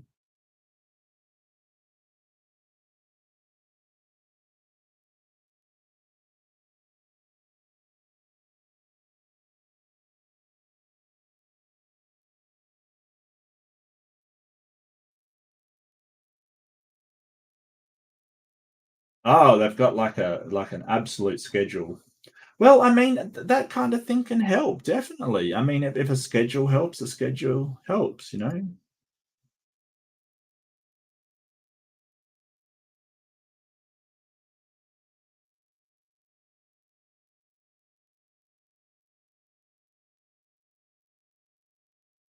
Rentification will do that to a person. I was wondering if the OP had military too. There's something so efficient about a planning, like as a battle strategy. Yeah, parentification. Yes. Yeah.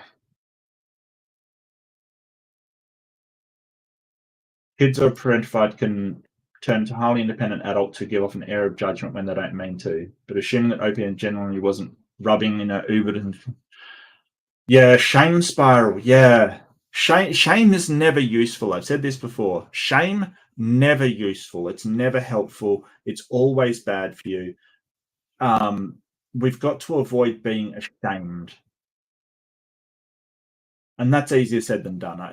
All of this stuff that I say is all easier said than done, of course.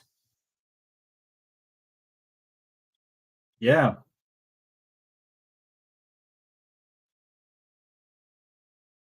My daughter was an amazing sleeper from birth. My son came out and decided his bassinet was obviously a torture device. And yeah, so how did you? Do you guys know how you were as kids? I know that I was a very loud crier, and I used to cry all the time. My brother was apparently like my brother. Um, it's very strange. My brother's like the opposite of me, right? And he, my parents used to have to poke him when he was asleep because they suspected he might be dead because he just slept and did not complain and just didn't cry and just like they thought he was dead when he was like asleep because he was like so still and asleep. Like, yeah, I kind of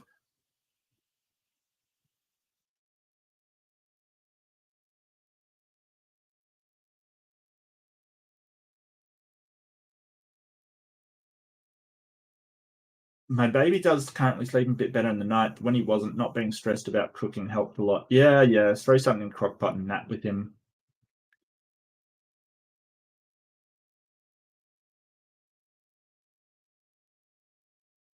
Examples.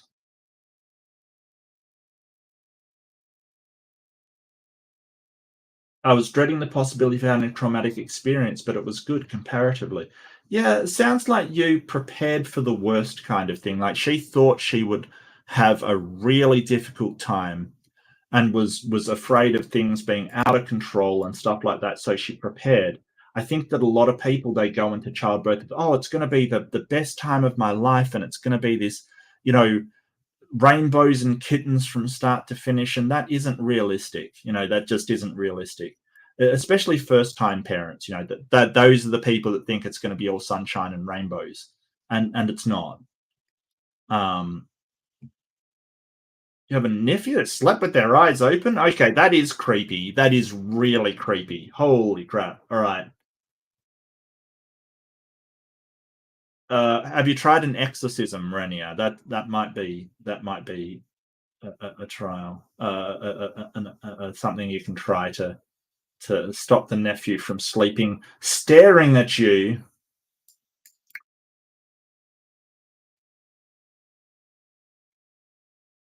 Right, crock pot and a rice cooker. Rice cookers are good. Crock pot, yeah, they're not bad. I like slow cookers. Slow cookers are good. Is that the same thing as a crock pot, slow cooker?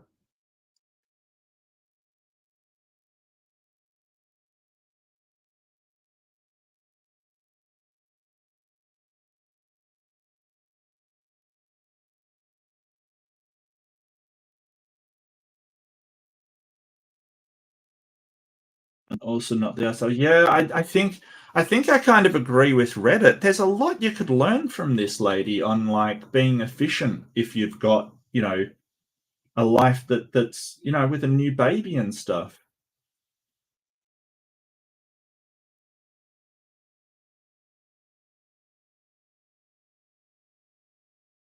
Yeah.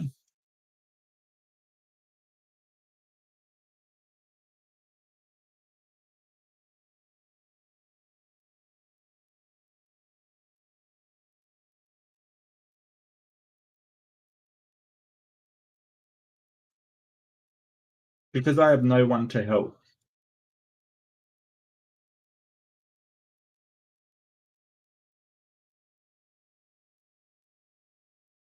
And she's reading. Wow.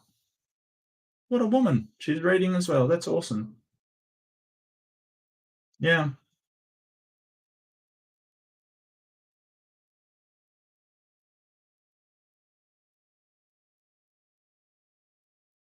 It does seem like she's got this military precision to her kind of thing. And I've never been in the military, I must admit. And I mean, I must admit, like, so here's the thing. I've been saying I'm so disorganized about my stream. This is probably the most organized stream that I've had. I'm trying to sort of organize more so I can let you know what I'm doing and where kind of thing. Um, and be a bit more proactive about sort of, letting everybody know what it is that I'm doing, especially with the debates and stuff. I more just agree to a debate and then sort of, people will find out when I post it. I think I should be announcing stuff more. So I do have to get more organized, and I'm aware of that. But I'm not gonna blame somebody with an incredibly organized stream like Ember or like other people like go, oh well, you're making me feel like I'm a bad person. No, it's not their fault. It's just I feel like I'm not organized enough. And nobody makes me feel like that. Nobody makes me feel anything. How I feel is how I feel. It's not up to other people to make me feel anything. I mean, I sort of say people make me mad, but it's more that I get mad when they say certain things that um, do not align with my values. Never been married. Oh, yeah, absolutely, absolutely. Look, all these soldiers can't be wrong. They have to be right.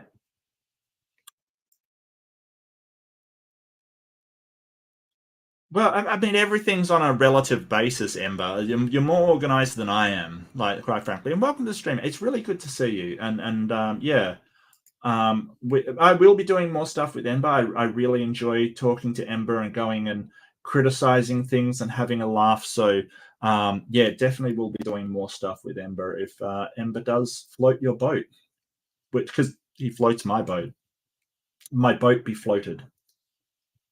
Um, what's my time at? All right. Well, I'll do one more, depending on how long this lasts. I might do another one after that. But I usually like to keep these at about 2 hours. I don't think they should go too long. But yeah, I'm really enjoying it. I'm really enjoying talking to all of you too. I'm so glad you decided to join me. I really appreciate it. Um, so you know what? Oh, that's what I forgot. I forgot. I'm gonna give a I'm gonna give an angel for the woman who, yeah. Ah, oops, my bad, my bad. I don't know what I'm doing. Yeah, so I will sort of use my community tab and get a bit more organized for the thing for the things that I'm doing, the debates that I'm having, the things that I'm putting out. I've got a great video that I've found.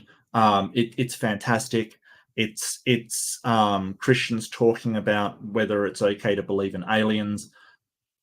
It's don't look at my clutter. All right, Marania, don't look. This is the spare room, and that's just the way it played out. Don't look at my clutter. Like, a man's clutter is sort of, don't stare at a person's clutter. Come on now.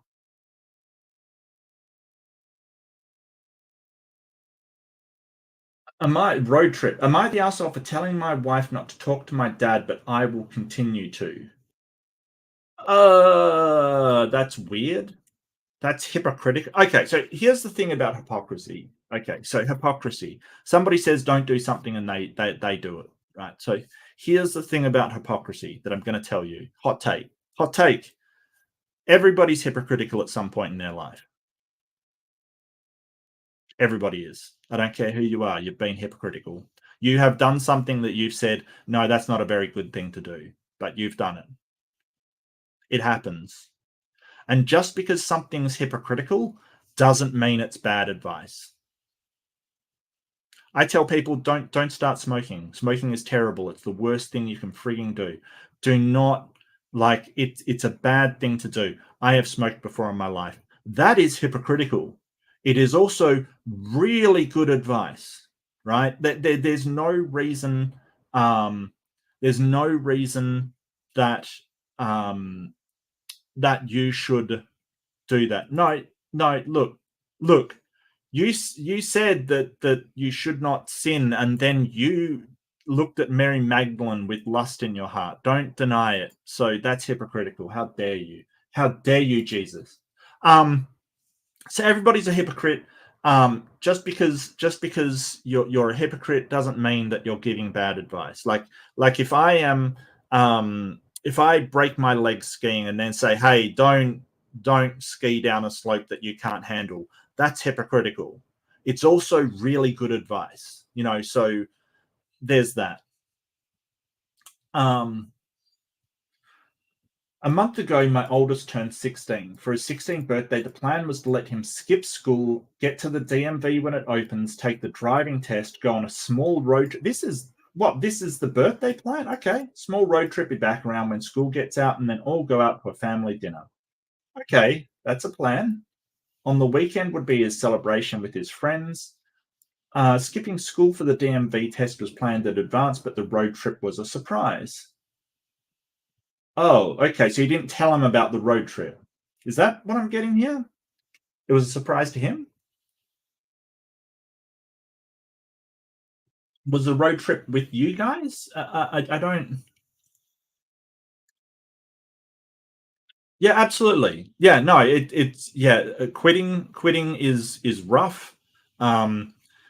It's a matter of a mindset, though. It's not as hard as you think it is. It's not impossible. You just have to replace that behavior with some other type of behavior. You just need to transfer that behavior to something, anything else. Walks, doing a crossword, drinking water was the one that I did. I really recommend Alan Carr. He has a book. I don't remember the name of the book. It's a very, very famous one. It's sort of what changed my mindset about it. Is it Alan Carr? Alan Carr, Easy Way to Stop Smoking.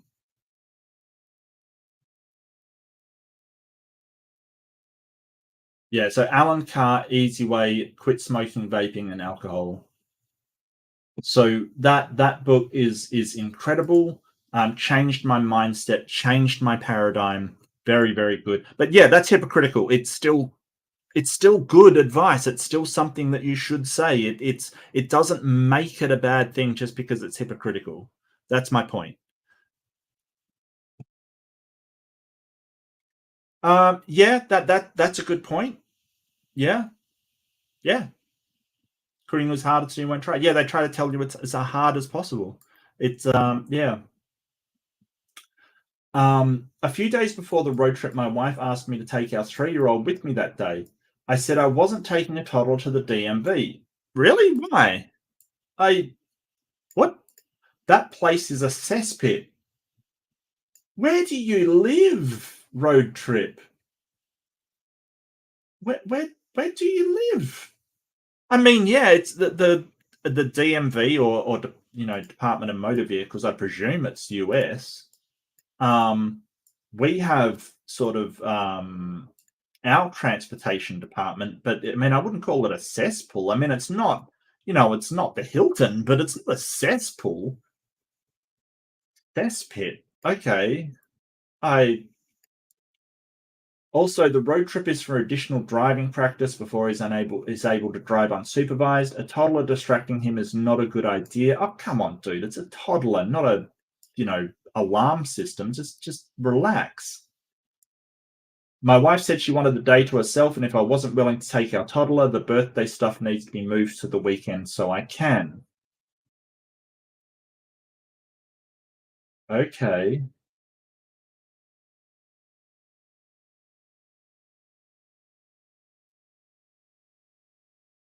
Of taking the toddler to DMV 010 would not recommend. Okay, well, maybe your DMV is different than mine. Ours is just like a government department building, like, I mean, um, I, oh, okay. Hmm.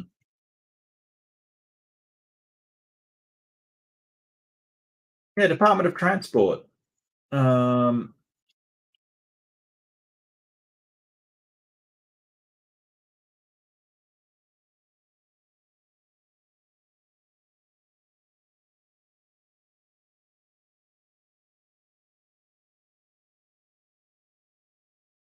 yeah, I mean, I would say it's just as the same as a hospital waiting room or something. It's just I mean, it's not awesome, but it's not that bad.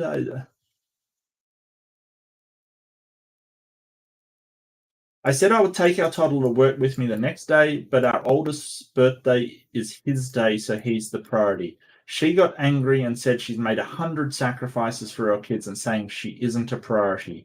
Not what I said is disgusting. It was a big fight.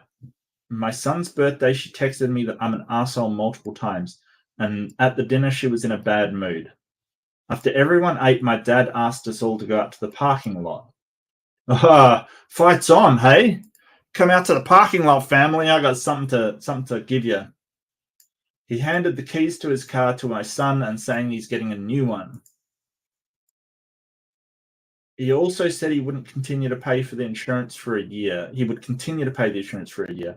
My wife asked if I knew about this, and I didn't. She didn't believe me. Oh, wow. All right. Well, your wife's definitely not being very nice about it. Even if you could take the toddler to work to the DMV. My wife has called and texted my dad multiple times asking if he's going to do this for all of our kids, saying he shouldn't have done this without asking us first, and telling him if he can't do this for all the kids, he needs to take the car back. Eventually, he told her to shut up and stop bothering him. Well, yeah, yeah. My wife told me I need to stop talking to my dad. She said he even used offensive language. Yeah, the dad does. Yeah, no shit given by the dad. He texted, "Stop bothering me, woman," which she says is sexist towards her. Well, I'm not sure it is. I mean, he might text, "Stop bothering me, man." And it's not sexist. It's just an accurate description of what you are. And I need to support her. She says I said she needs to stop talking to my dad, not me. I'll support her not talking to him. Yeah, that's fair enough. My wife said I am disrespecting her, that I won't listen when she needs help and let my family treat her poorly. I think she is creating those situations herself. She looks for offense and then finds it. Am I the asshole? I don't think so. I don't think so. I mean, if the DMV is bad, I don't think he's an asshole for not taking her to the DMV. Even the DMV is fine. Okay, so it just sounds like you've got different ideas of what you can do with the toddler. And I mean, if you're willing to take the toddler to work with you the next day, that's fine. You're compromising. That's okay. But you're compromising. Oh,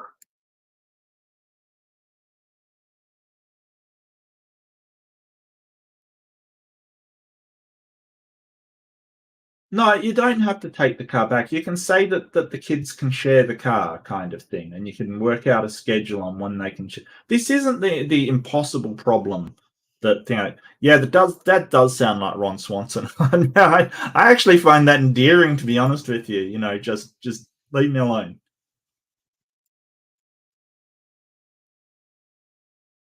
Oh, wow. Yeah, I don't think he's being an ass. I think the wife is just really taking offense at everything. He sort of comes like, suggests a compromise of taking it to work. He said that the oldest birthday is he's the priority on his birthday.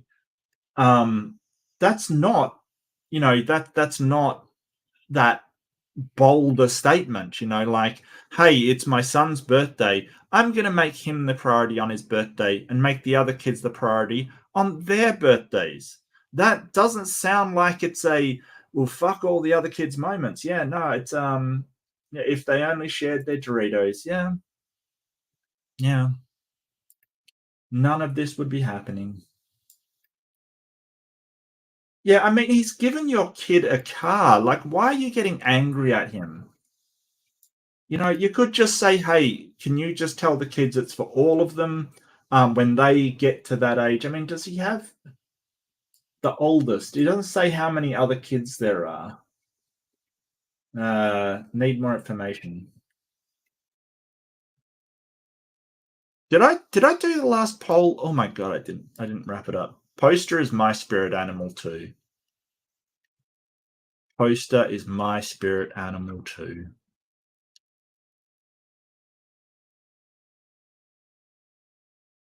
Is the poster's name is Karen? Oh, okay, yeah. All right.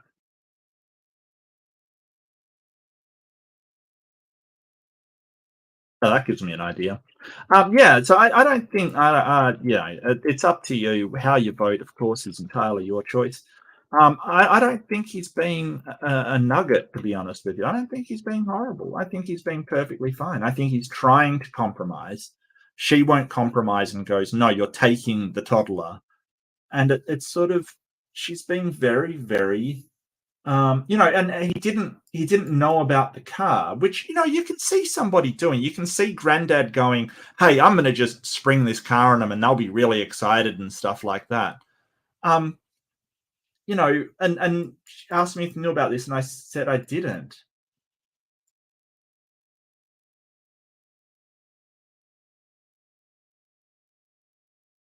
Yeah, and if you can't get along with the dad, I don't know what she expects.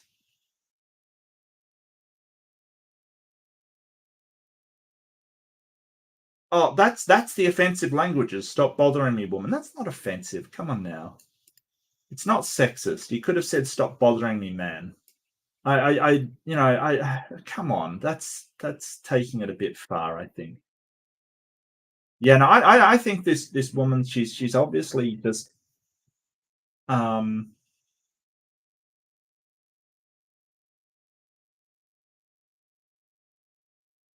she texted me that I'm an asshole multiple times. How come "stop bothering me, woman" is offensive languages, and telling him he's an asshole is not offensive?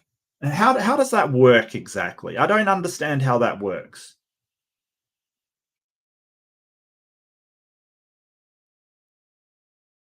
Yeah, he didn't even call her a name. He called her woman. I mean, I'm not sure. Like, that's not really a name. That's an adequate description of her identity. I don't get it. Like, but she called him and she texted that he's an asshole multiple times. Ugh. So we are talking about hypocrisy earlier. Sometimes it is bad. Like when you're calling someone an asshole, someone calls you woman and you say that's offensive. That's Yeah, that's the kind of hypocrisy that really annoys you. Yeah.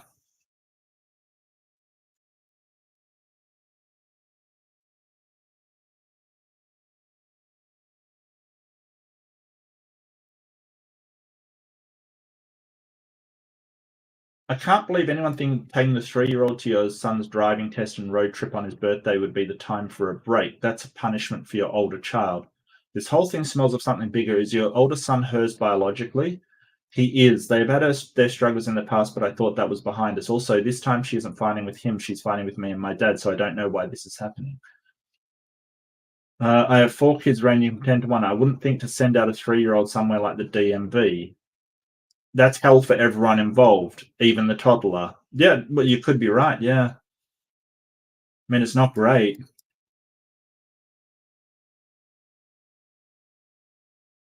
We don't know if her boyfriend is available any of the other. What? Why would they have a boyfriend? What are you talking about?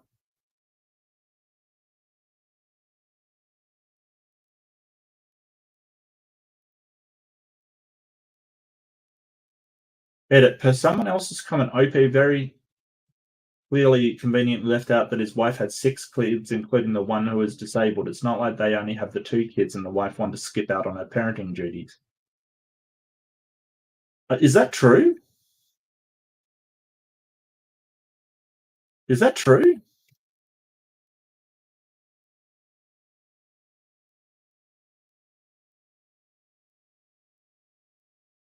Wait a second.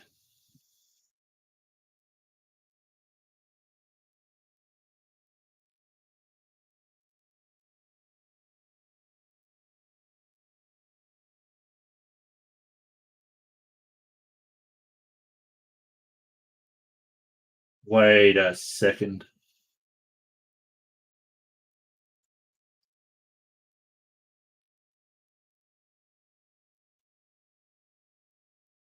Yeah, yeah, I'm not sure about that one. I don't know whether that's true or not. If she had more kids, it doesn't really matter though. Like, yeah, I don't know about this one.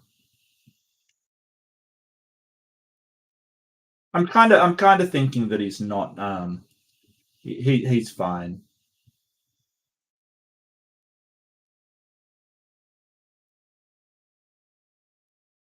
Yeah, and this is the thing that I think Grandpa did a nice thing getting them a car. Yeah, you don't like if somebody does like this is the thing. Like people do nice things and then they're chewed out for it. Like you've got to start thinking about um, how your reaction is going to encourage or discourage that behavior in the future. If someone does something really nice for you, don't chew them out for it. Like you can just say, "Hey, I really appreciate it," but kind of thing. But when you chew somebody out for doing something nice, you're de-incentivizing them for doing nice things for you. I don't understand. Even if like so, you have the idea of a what is it a pink elephant? Is it a pink elephant, a white elephant?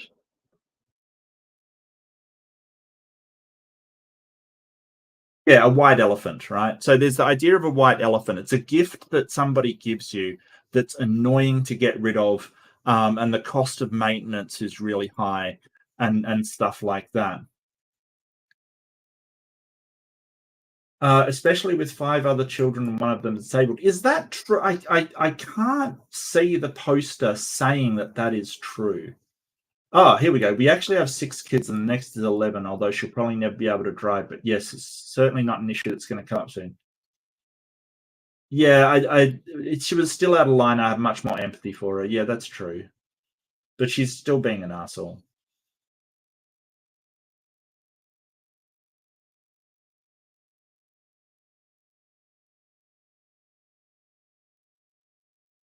We can definitely buy our next 2 sons cars. Youngest of 2, so little no point in playing this early.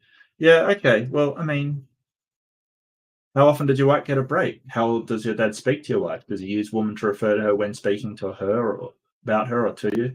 Is your dad one to treat women hysterical, nitpicking hens when they rightfully bring up serious things?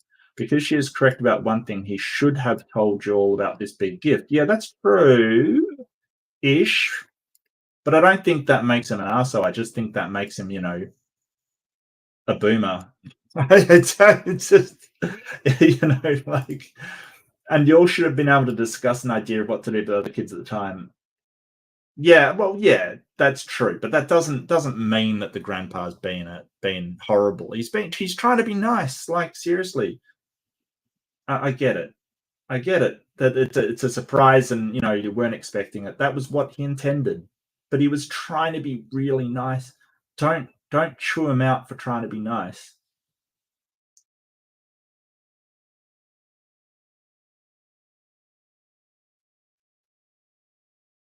You neglected to mention you have 6 kids. Yeah, of course your wife wants a day to herself. Yeah. Also, you say your father has spoken to her this way before. That sucks. I'm sure she's feeling disrespected in 1,000 ways. Yeah, he really shouldn't have neglected that she has 6 kids, well, one of them being disabled, kind of thing. That is an important point. I'm going to change my vote. I'm going for everybody sucks. She travels a lot for work. She isn't really time to. Yeah, that's right.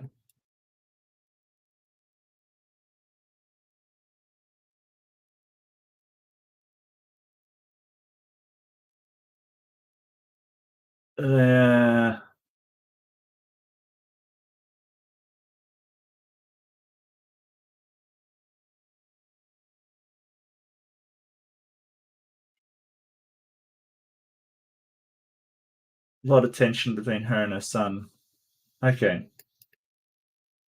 She just never bonded him with like others because he was unplanned. Okay. Uh, yeah, not bonding with your children is a big deal. Like you sort of just brushed it off, like it's nothing, dude.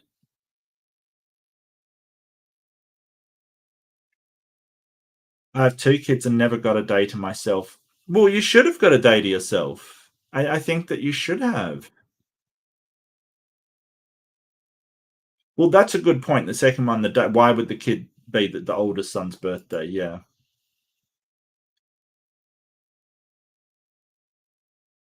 Okay. Well, I mean, I'm going to sort of say everybody sucks because he left out a major detail about her life. So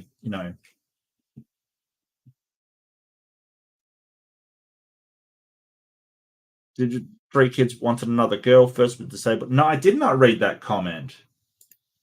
I did not read that comment. Uh, uh, I've lost my ability to type all of a sudden.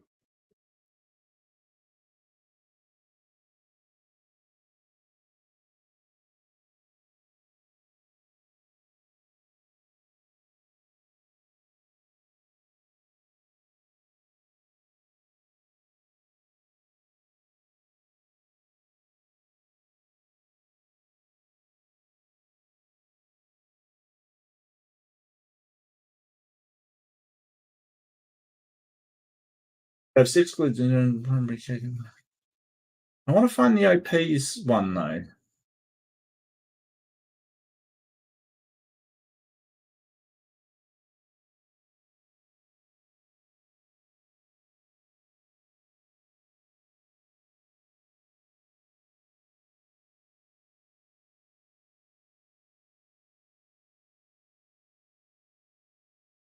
Yeah, I'm just going around circles. What else could I search for? Plan.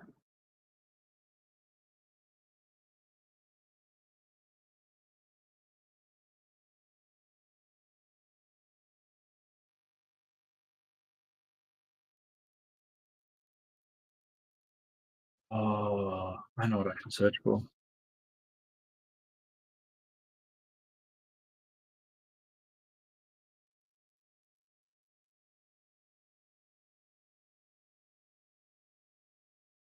Uh, man, why can't this have Reddit? Uh, regex. I don't know where that post is, Maroni. I'm sorry. I gave you the link. When? How?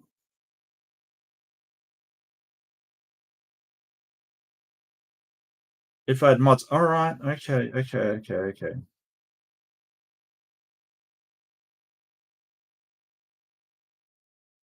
All right. I'm going to trust you against my better judgment. Against my better judgment.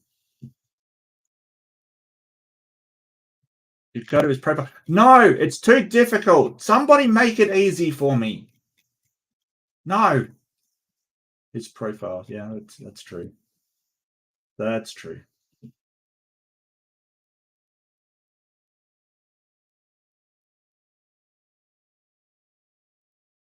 I love more kids. I couldn't do more sex had a vasectomy.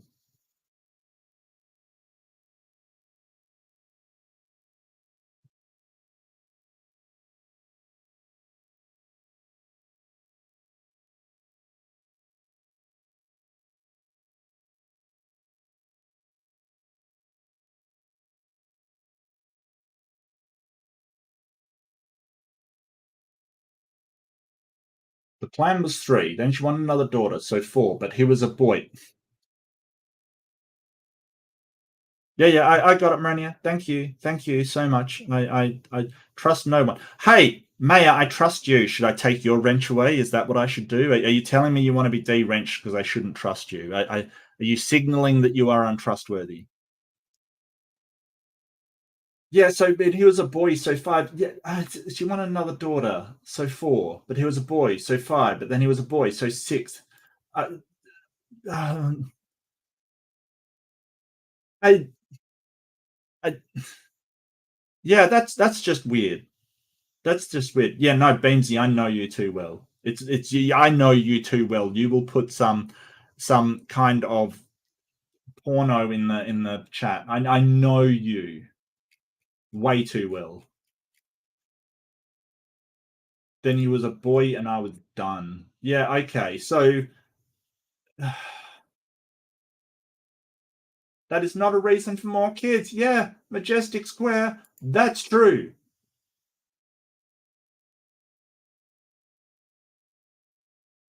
Yeah, I'm gonna go with everyone. Everybody sucks.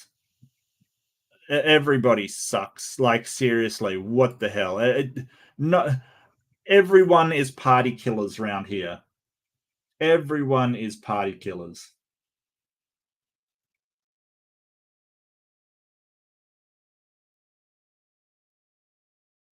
Do you charge extra for that wrenching? Do you charge extra for wrenching?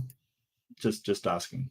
Um, Yeah, so let's see how you guys. Poster is my spirit animal. Yeah, so I think everybody voted before all this crap came out on the original poster. So I wouldn't say they're my spirit animal. But unfortunately, in YouTube, you can't change your vote. Once you've committed, that's it. That's it. You're stuck. You cannot change your mind ever. So yeah, that's where it's at.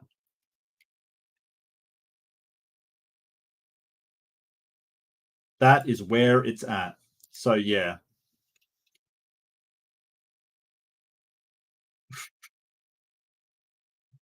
Evil, evil, evil, evil YouTube.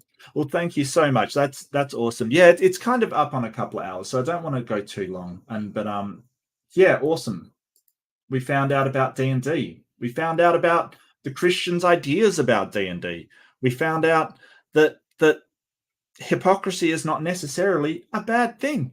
We found out lots of things. We found out that Maya can't be trusted with a wrench, even though I trust her with a wrench. Strange. Cost of wrenching depends on the number of nuts. Okay. Okay. Well, thank you so much for joining me. I really appreciate it. So what have I got coming up? I wanna debate Bree so badly. It should be awesome. I'm trying to get some more debates set up, mostly around secular humanism and sort of I wanna talk to no, we've been over this. We've been over this. Hypocrisy is awful. Never do it. No, no, that's not true. So if I'm a just say I'm a heroin user and I go never use heroin. It's terrible. Like it's the worst thing you can do. You'll not never be able to get off of it, and you know it will ruin your life. Right?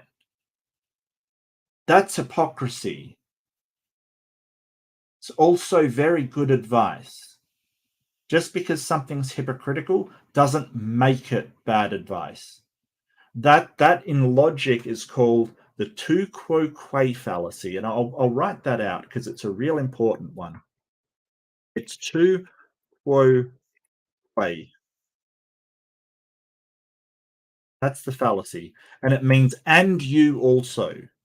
right? So the fallacy is saying um, because you're saying you did it as well, then it must be false. That is not the case. No, well, I mean, yeah, it's both speaking from experience and incredibly hypocritical. It is basically being criticizing something that you yourself are doing. That is what it is. That is something that is hypocritical when you're telling somebody not to do something that you are actively doing yourself. That is hypocrisy. Um, but it doesn't mean it's a bad thing. It just means that um, the um, it just means that you have to take the advice on the weight of it, like because telling people they can't vote when you can vote is hypocritical as well, and that's awful. That's horrible. So it's more about the context than about the actual act itself. But most hypocrisy is pretty bad. Yes, like I get what May is saying. Most hypocrisy is actually really really bad because most hypocrisy is telling people that something is bad while you are doing it because it is good or it is not harming anybody. So telling people they can't have drag shows while taking your kids to a beauty pageant kind of thing and dressing them up, that's hypocrisy. um and that is bad. Like, don't get me wrong, that is bad, but it depends on the context of it, because some things are bad even if they're hypocritical. Even if you say not to do them and you are doing them, that it's still fine. um if AA works for folks, it works for me even if there is hypocrisy behind it. Yeah, I mean, um yeah, I mean, AA is just sort of transference, or depends on the group and stuff. I guess you're referring to those Christian ones where you're basically transferring your addiction from alcohol to addiction to religion, basically, or addiction to worship kind of thing. Yeah, they can be really hypocritical and really bad, but um, yeah, I think they can do some good. Like, they're less religious over in Australia, and some of them are completely secular. Like, they don't sort of work along the same lines. Um, okay, well, yeah, but if you're currently doing it, it's hypocrisy, Beamsy. Like, I get that in the past. If you're telling somebody you're sharing experience, but if you're currently doing it, if you're currently smoking and say, "Hey, never smoke. Smoking's bad. You shouldn't smoke," but you're still a active smoker, that is hypocrisy. I'm really sorry. It just is. It doesn't mean it's bad. It's really good advice. It just, you have to understand this. It's hypocritical, but it's good advice. Hypocritical. And look, hypocrisy can be annoying. You can say, well, why are you telling me not to spend my money? You just bought a new car or something. It's very annoying, but that doesn't mean it's bad advice inherently. So yeah, but I love you all, even if I find you mass hypocrites, and I'm hypocritical at times. It's fine. It's good. Still love you all. Um, yeah, and this has been fun. I've really enjoyed it. I'll try and keep my community post updated with what I'm doing. I'm catching up with Ember later in the week. We're going to be doing the surgery on another debate, taking it apart, seeing what killed it, cause of death, time of death, that kind of thing. So do join me for another debate dissection that is coming up. Um, I've also got a wonderful video that I really want to get into and review, because it is just gold of you know the Christians getting the wrong handle on this time. It's about aliens, so it is fantastic. I'm going to love doing that. Debates coming up. I'm hoping to debate secular humanism. I've sort of gone to Standing for Truth and said, hey, I want to debate secular humanism specifically, not just atheism, because there's nothing in atheism is just a position. Secular humanism has lots of positions on things that it comes with. So I think that's more productive kind of thing. But I want to thank you all for joining me. Don't forget that memberships are available if you want to support me. Don't send yourself broke or anything, but they're available. Do like and subscribe and share if you do want us to grow as a community. It's wonderful to see you all. Thank you for joining me, and don't forget, be kind to yourself and to the people around you, to each other, and have a good day or night or morning, evening, wherever you are in the world. Lots of love.